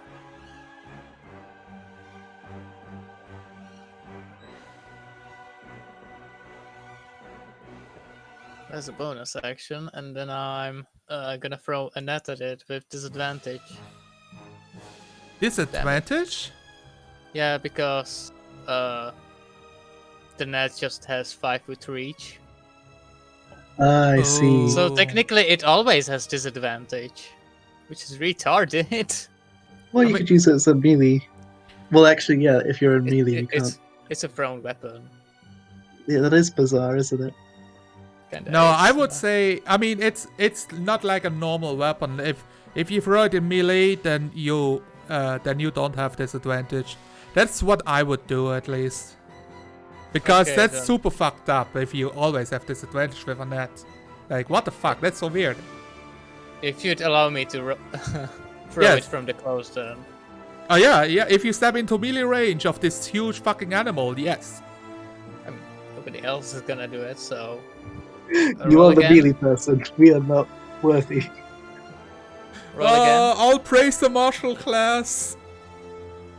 Do you want to keep? You said solid. Yeah, the 18 is good enough. 18 will do. Great. What does the net do? It makes it. Wait, I'm gonna post it in the chat. Assuming disadvantage. It's so funny. There's items, and you can get a net +1, net +2, net +3 because it's a weapon. I will give you guys a net +2 just because it exists. And the creature is restrained now. It's like it Unless- has advantage and stuff. I'm looking for net rules, but I cannot find them. Because the net itself is not a rule. It's in the chat. Oh, thank you. So you hit, which means the creature is restrained. And to free myself, I will need to use an action. That's good. And if you'd allow me, I would also like to grab my shield Yes. in my battle axe. You can pull out one weapon. Okay, then just shield. All right. And that's gonna be for my turn. Fantastic. Thank you for the restraining rules as well. No worries, I figure it's good to have a reminder. It's Jeremiah. Jeremiah is going to send another produce flame with advantage. If I can remember how. Are you throwing a firing ball of flame at a creature in net? I'm aiming for, like... Look, I'm Yeah. all for setting the moose and net on fire. I think it's cold enough that the net doesn't get destroyed instantly. I mean, I feel like aiming for the parts that aren't obviously going to set it free straight away is what makes sense. So it's a large creature. You will probably be able to hit it from behind. Because most of its head and torso is covered in net, but the butt itself might be free. I mean, I'm happy to move around to like hit it in the butt. No, it's fine. Like where you're standing is good enough. Okay, yeah, that works too. I'll move here. Sure. Okay. Actually, I think here is a nice space because it gives me a nice exit point. All right, yeah. You run in a circle until you have like okay, this looks fine. A 15 is a hit. All right, 1 fire coming up. And Oh. then plus the d6 for hex. It's very effective. 8 damage total. You realize that you're scraping it more and more, but it just looks even more pissed off now. Oh, this is not a level 1 adventure, guys. We've really gone in over our heads. So I'm going to say that this awakened white moose is going to be super fucked up, and like, what is this net? It will try to remove the net with its strength check. With disadvantage, because it's hexed.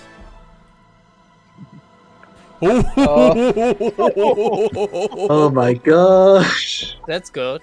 What a roll. And that was an action. Yes. Oh my gosh, that's amazing. So, technically, skill checks don't have crit failures or crit successes. But this is just so beautiful, so I'm going to say, by the attempt to get the net off itself, it falls prone. So it's a prone moose now. Awesome. It went from critical success to critical failure. Haha, double disadvantage.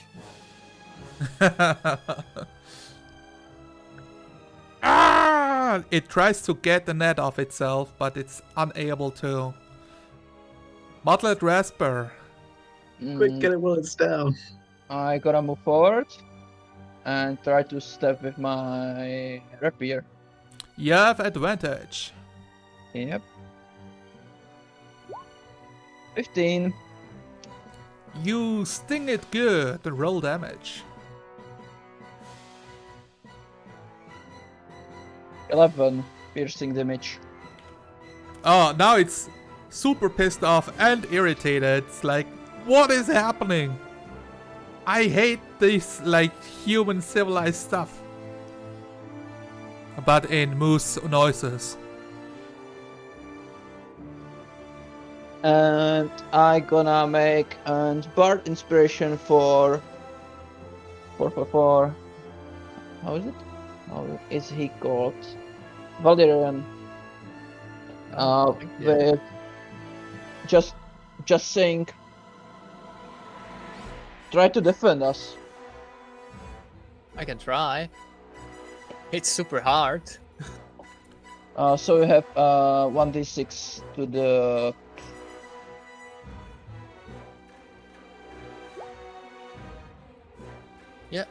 Yeah. A 1d6 to your next attack roll or skill check of your choosing. Yep. Before the raw resolve, I think. You have I to can do- wait you until after. So you can click the roll button and then tell me I will use Bardic Inspiration or not. Before I tell you if you hit. I'm gonna grab my battle axe now, Alright, yeah, you hand. have both equipped. and I'm gonna use the Bardic Inspiration. Alright. So that's a 19, A which I 19 believe hits. hits, yes. 12 slashing damage? Holy shit. Wait, what? We're all Oh, you rolled an 8 plus 4. Holy wow. Oh my gosh. You all see Valerian's well-trained, muscled body as his battle axe streaks through the sky and like cuts into like a big meaty shoulder of the moose. You see blood spraying out of it.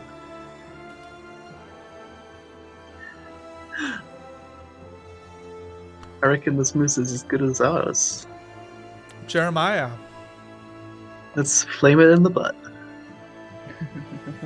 I'm taking my revenge after that. -10. I've set up a macro that should let me roll for the produce flame and the necrotic damage from Hex at the same time, so we'll see if this works. Fantastic.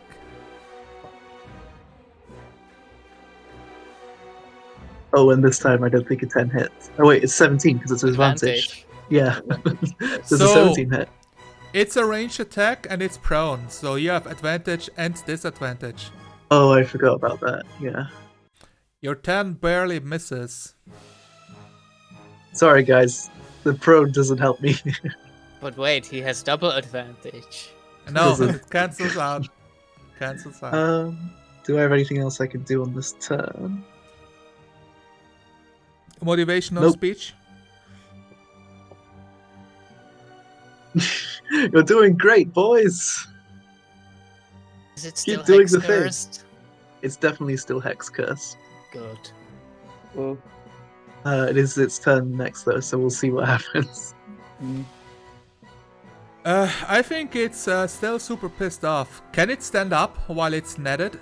No, it has no movement. No, it can't. It has no movement. So it will use its multi-attack instead. It can't. Can He can.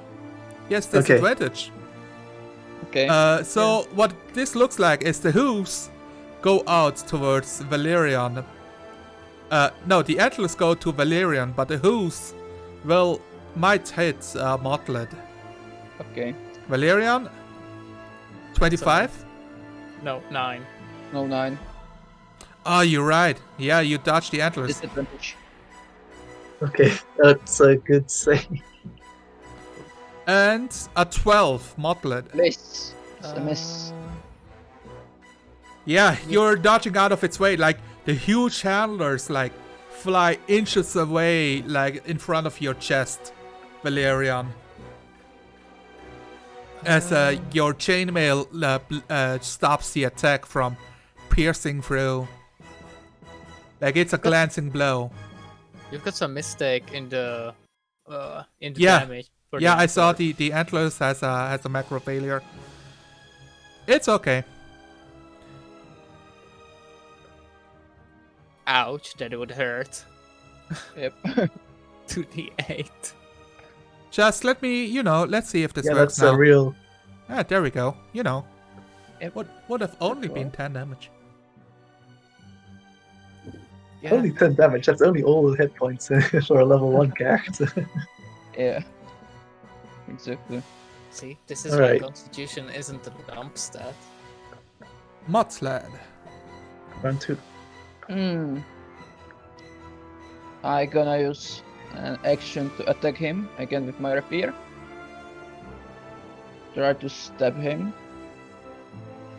Fantastic. and it's. I have advantage. Yes, You do, I you believe. do. 22 then. Oof. That's a hit. Okay, that's 11 again. Oh, Ooh. wow. You guys are Second- chunking away. Yeah, this move is... Second 8 in the row. You My guys... goodness, we really. This moose looks fucked up now. But I will... How are we winning? This is not. So we are 3 combat rounds in. And I also want to use my bonus action. if Oh, I yeah, can. go ahead. Again, the bardic inspiration to the Valerian. Yeah. Try to kill him! I shout to inspire him to kill him. Kill him harder. You wanted to say something, Zon? No, I'm fine. Okay. I thought someone cut out for a second. I'm reloading roll 20 because it looks fucked up. See.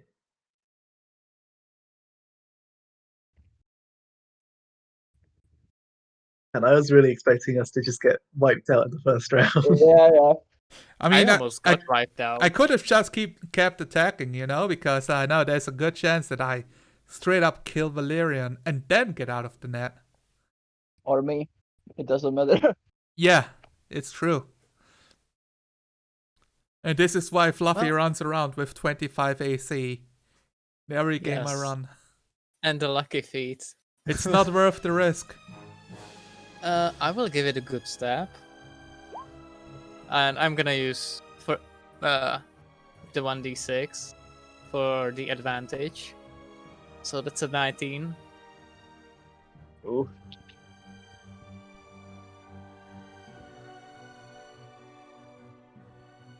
Didn't you roll your 1d6 before? He gave me another one. Yep, I Give you give one you this Ah. turn. as a bonus action. The 19 hits, yes. Kill him.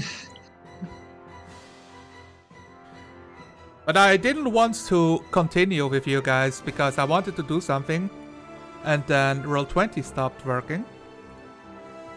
Oh, that's I why I see. asked if you wanted to say something. Yes, I Just did, assume. but then I said but then my words didn't say what I meant. So I'm just making some checks. Oh, So that's it's your fault, really. you know. Man, this is fucked up.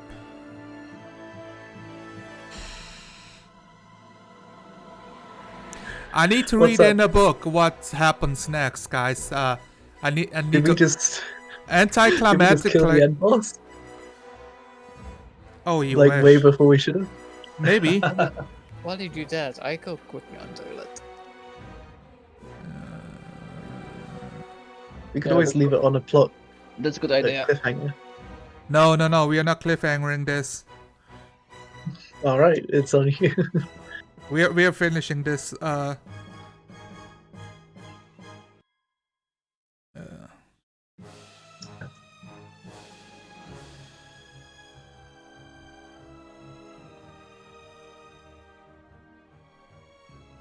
Man, this is the first time I've seen like the hunting trap and the net both be used in combat.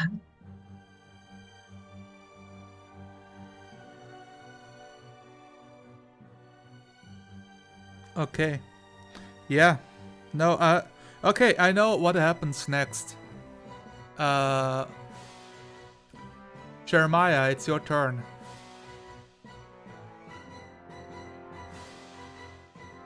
Do you want me to take my turn now? I'm just gonna firebolt it again with straight. I'm zooming in on these smooth actions so that the stream can get a good look at it. Gonna produce flame again with the hex, and we'll see if that gets me somewhere.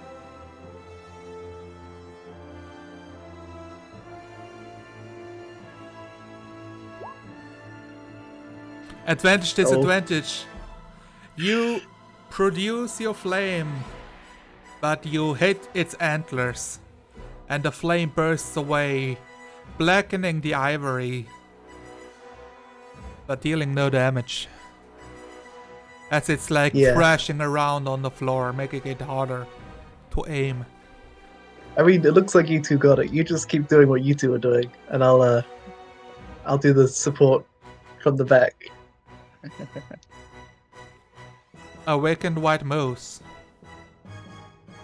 Hey, Valerian, don't forget about the charm, the frost charm.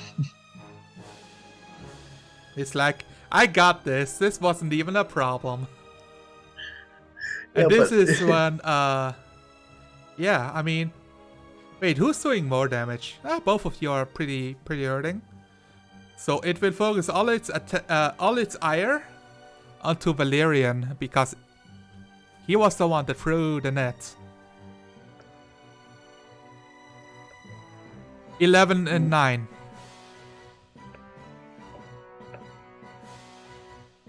Are you happy that you had a net, Valerian? You You're are on mute. you are mute.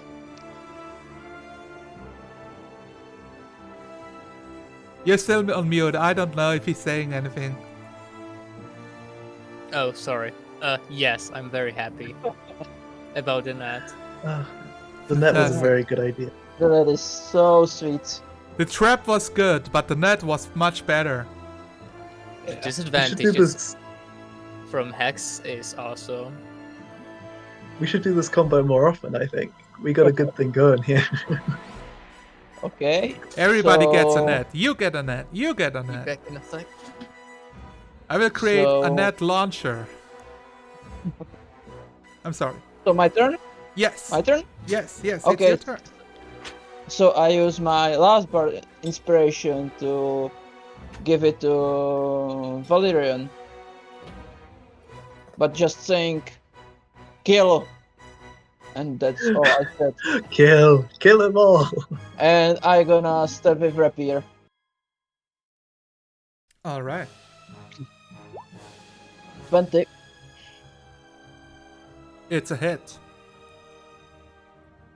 6 piercing damage. And with this last attack, you pierce the flesh of the moose, its hide, and you feel its ribcage as your rapier finally penetrates through the ribs. And you see the moose weakening and crying out one last time as it stops moving, going limp into the snow.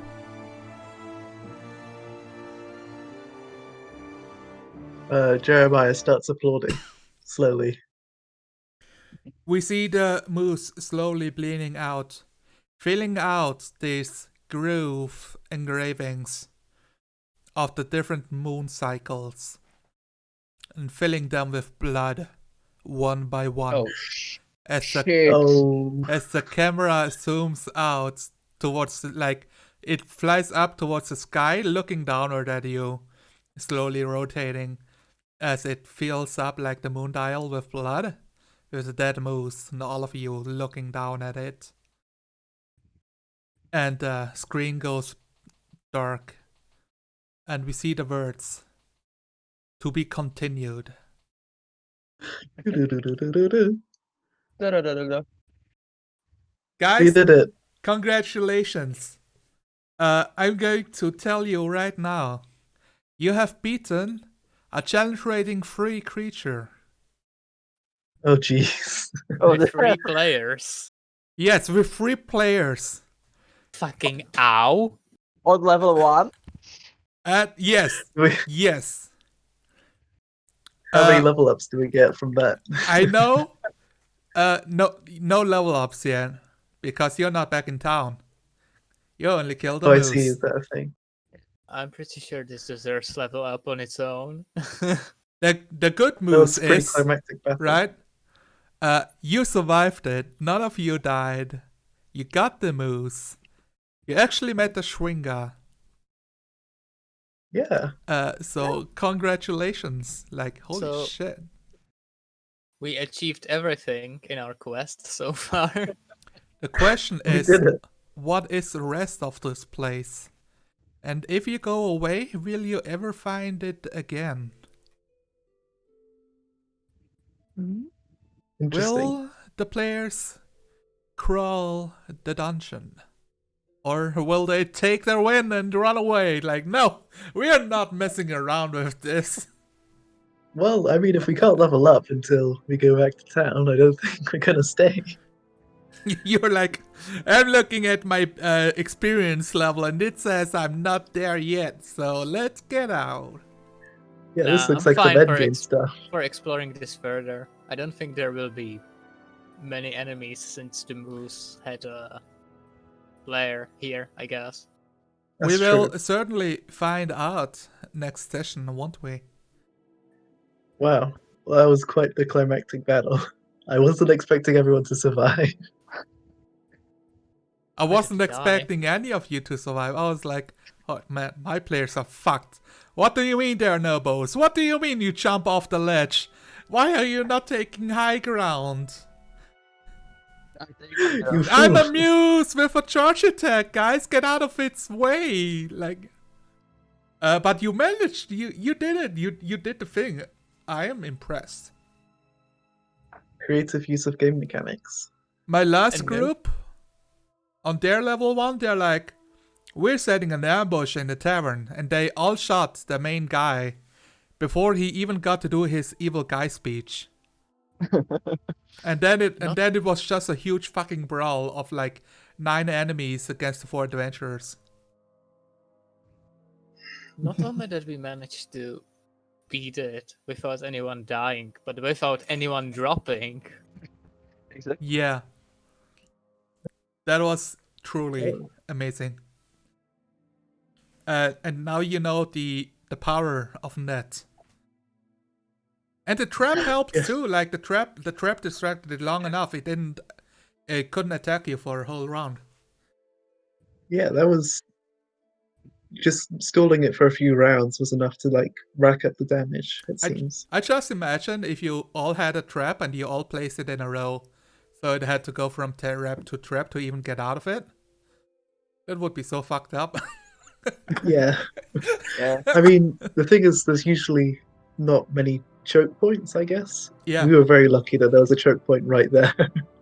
How, Oh, yes. how many hit points did that thing have? I will tell you. 11. You that's pretty you knocked it great. down to exactly 0 hit points with the last attack. Yes. It had And- 68. Yes. Oof. Oof, indeed. I'm fairly Thank sure you. that's like more than double than all of us combined. So I want to thank Stream for watching. Thank you, Game Blaster Alpha. And we had a few other Arsanity, Remorius. Yeah, quite a few viewers, man. I'm so happy. Of course, I'm Maiden Remorius. Auril Yeah. has her eyes on you. That was a bit cryptic. And with that, let's do the, what's it called? Roll call? Outros. Outro? Yeah. Fluffy. Let's start with you. Okay. What do I do? What am I supposed to do? So, just tell us who you are and what you thought of the session, if you want to, or if Well- you have a place where they can follow you, you could mention it. Otherwise, Well- it's just fine. It's fine. Once again, I am Fluffy. I'm a local asshole. This Oh, man. session proved to me that min-maxing characters is a good way to go, and that's all from me.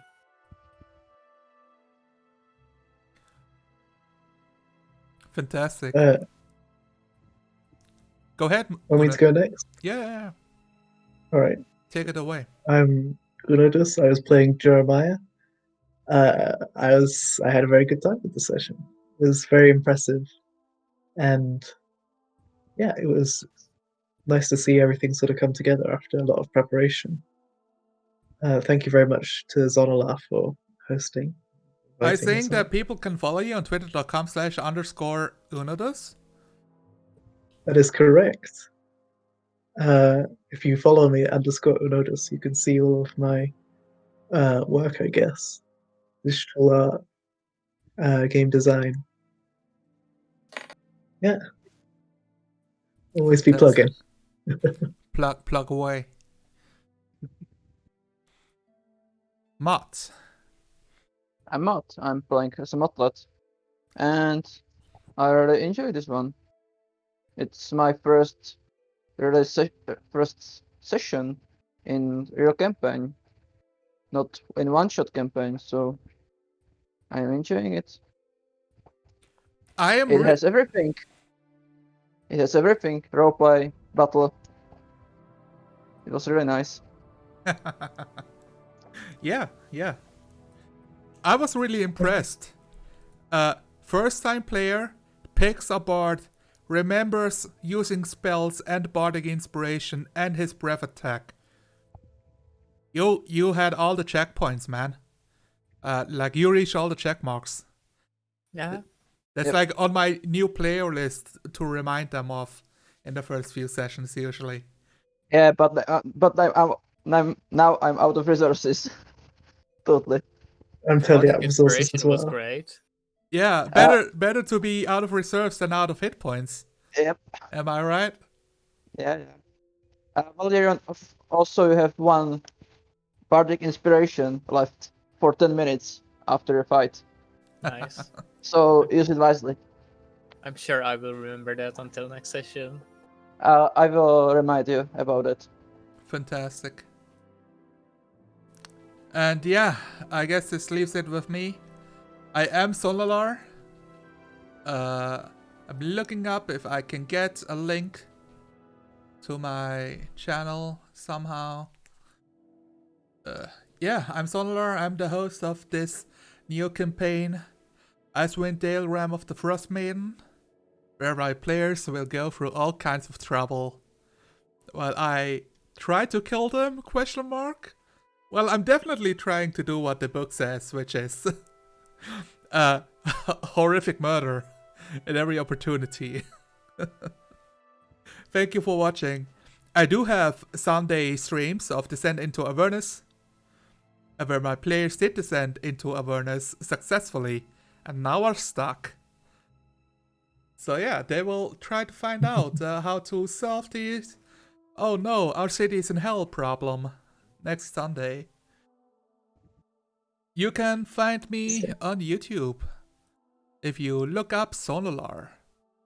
I'm posting a link in chat.